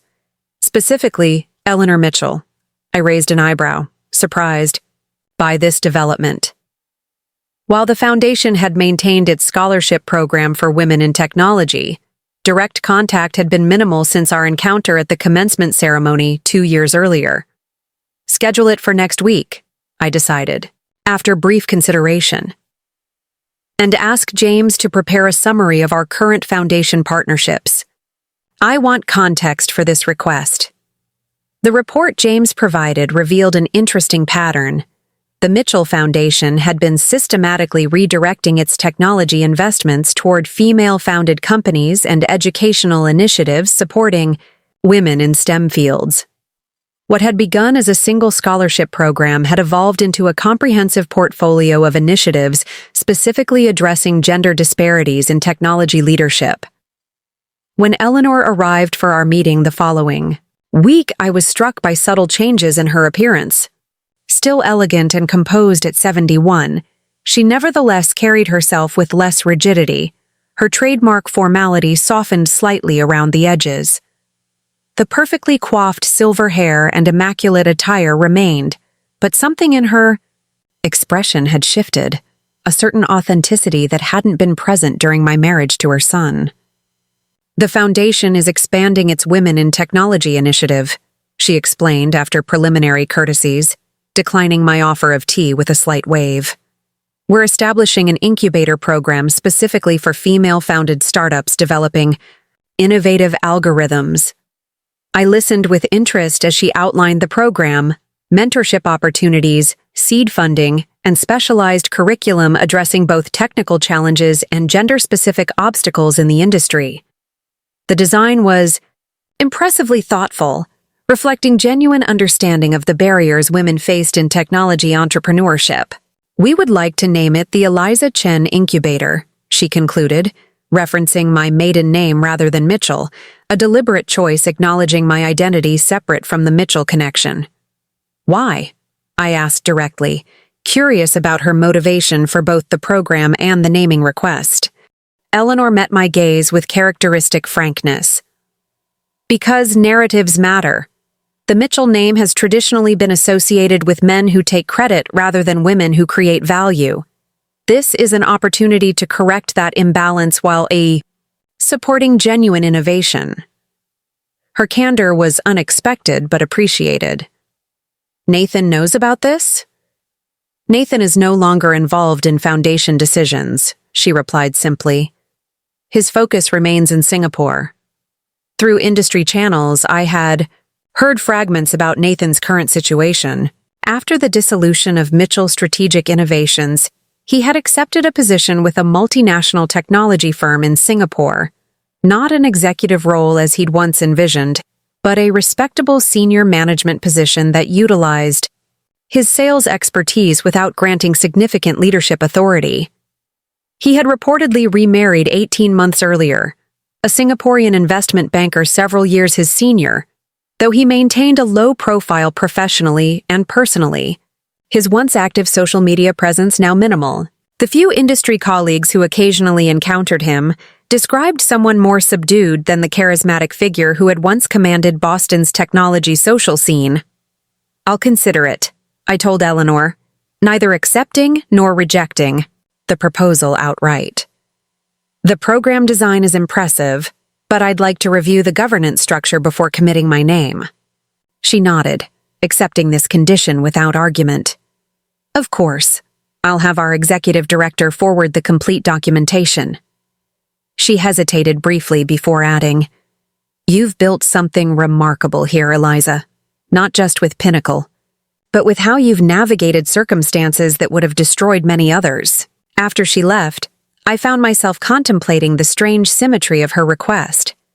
The Mitchell Foundation wanted to use my maiden name, my original identity, to reshape its legacy, much as I had reclaimed Pinnacle by returning to its foundational principles. There was poetic justice in this inversion, though I remained cautious about entangling myself with Nathan's family again, regardless of how progressive their current initiatives appeared. That evening, I hosted a dinner for Pinnacle's innovation leadership team at my home. The Beacon Hill townhouse had evolved over 3 years, each room reflecting my aesthetic rather than design magazine trends. The original built-in bookshelves now housed my expanding collection of first-edition mathematics and computer science texts, while the rooftop garden had been transformed into a meditation space where I often worked through complex algorithmic challenges. The environment felt authentically mine in a way no space had during my marriage, not just in its physical attributes, but in how completely it supported both my professional vision and personal restoration. The home Nathan and I had shared had been designed primarily to impress others. This space was created to nurture me. To patterns and algorithms, James toasted, raising his glass as we gathered around the dining table. Now Pinnacle's COO, he had remained a steadfast ally through the company's transformation. May we always recognize them before they recognize us. The gathering represented Pinnacle's evolution, diverse, collaborative leadership replacing the CEO-centric structure Nathan had cultivated.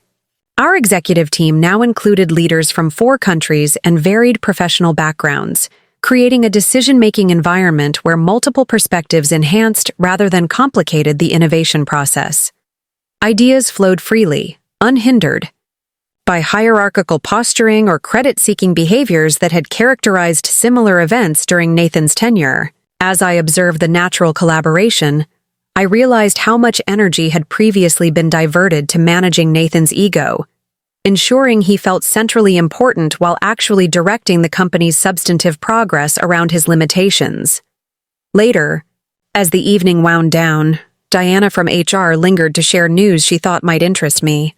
I heard from a former colleague that Rebecca's innovation program won major industry recognition last month, she said, helping me gather wine glasses from the living room. Apparently, she's developed quite a reputation for ethical leadership. In her new role? I nodded, absorbing this information without particular reaction. Good for her. Diana studied me curiously. Does it bother you, seeing her succeed after everything? The question deserved honest consideration. I thought of Rebecca's nod across the hotel restaurant, the mutual acknowledgement of our complex history without attempt at reconciliation. No, I realized.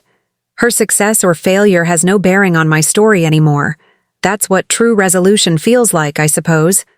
4 years after Nathan's departure, Pinnacle Innovations acquired Meridian Technologies, the company Nathan had once hoped would provide his escape from Boston with Rebecca.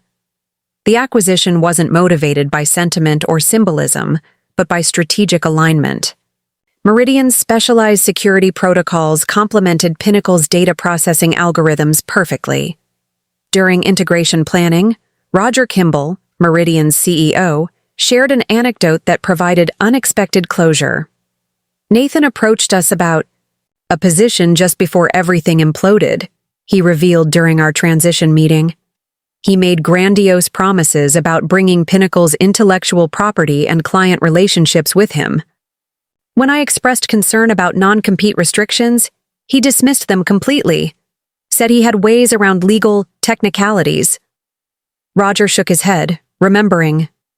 Something felt wrong about the whole conversation. I made some discreet inquiries and discovered the fundamental misrepresentation about his role in the company. It was an illuminating moment.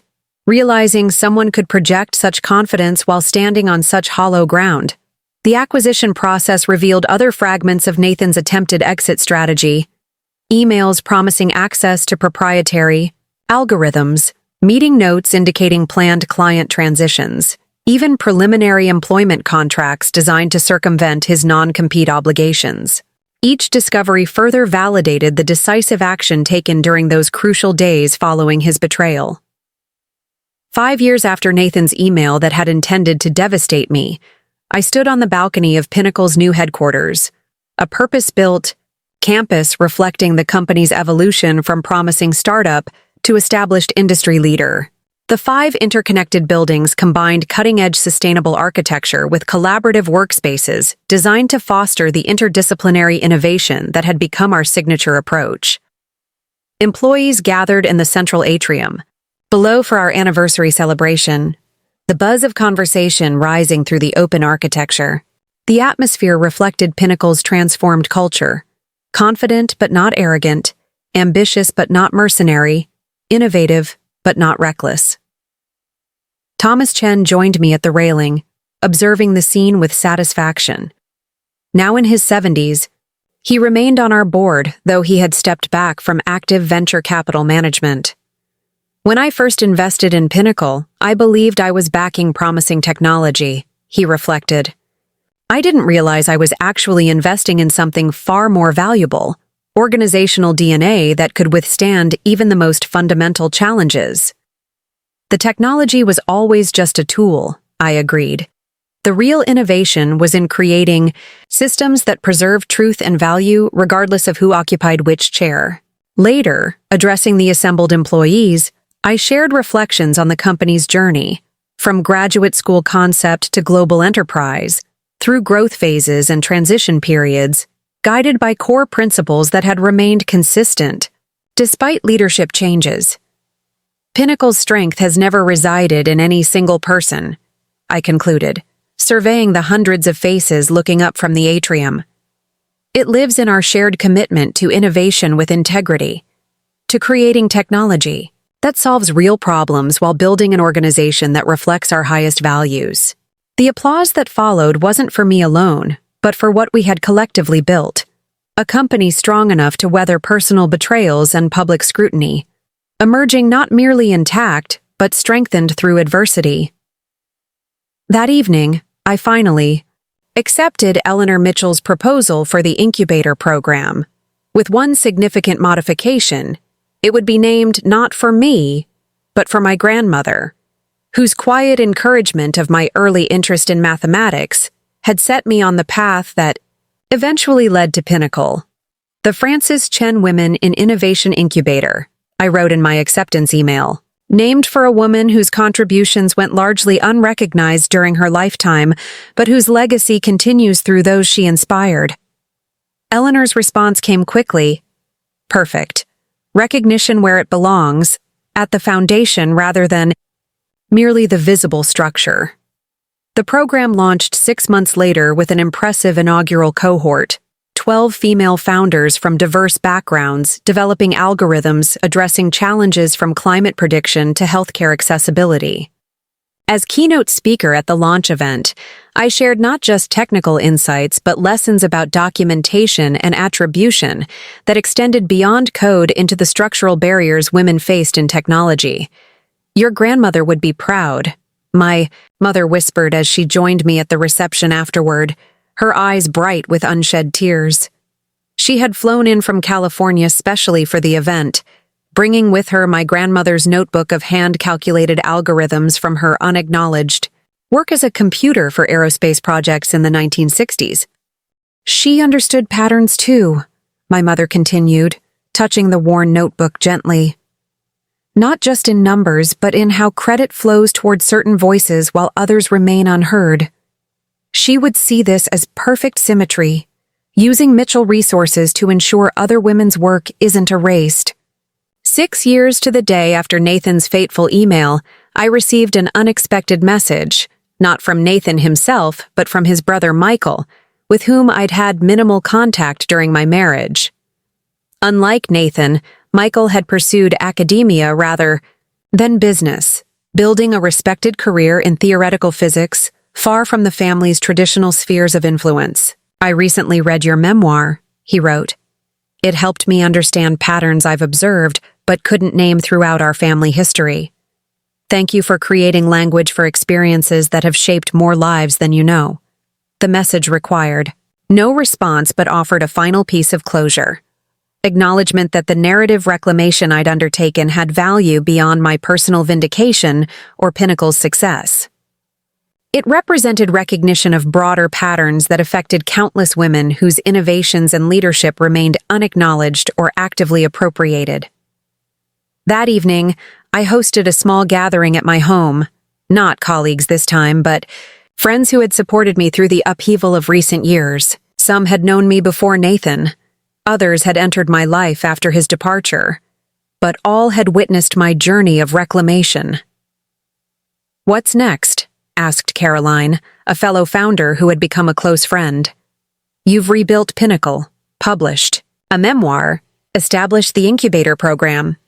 What challenge calls to you now?" I considered her question thoughtfully, swirling the wine in my glass as I gazed out over the Boston skyline from my rooftop garden.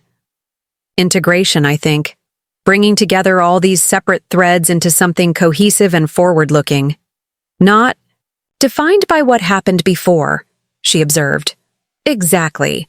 Nathan's email was the catalyst for necessary change, but it doesn't deserve permanent prominence in my story. Later, after my guests had departed, I stood in my home office contemplating the framed email that had hung on my wall for years. Nathan's message announcing his departure with Rebecca. The communication intended to devastate me that had instead liberated me. What had once served as motivation now felt like unnecessary baggage, a tether to a past that had ceased to define my present. With sudden clarity, I removed it from the wall and placed it in a file box of memorabilia from that period of my life, not discarded, but properly contextualized as history rather than defining present. The act felt symbolic, a final release of whatever lingering power that moment had held over my narrative. In its place, I hung the original algorithm flowchart I'd created in graduate school, the foundation upon which Pinnacle had been built. The hand-drawn diagram, with its elegant mathematical notation and precise flow lines, represented the authentic core of everything that followed. Below it, I added a simple quote from mathematician Emmy Noether. "The most powerful code defines not what happens to you, but how you process it." Nathan's email had been written to end something.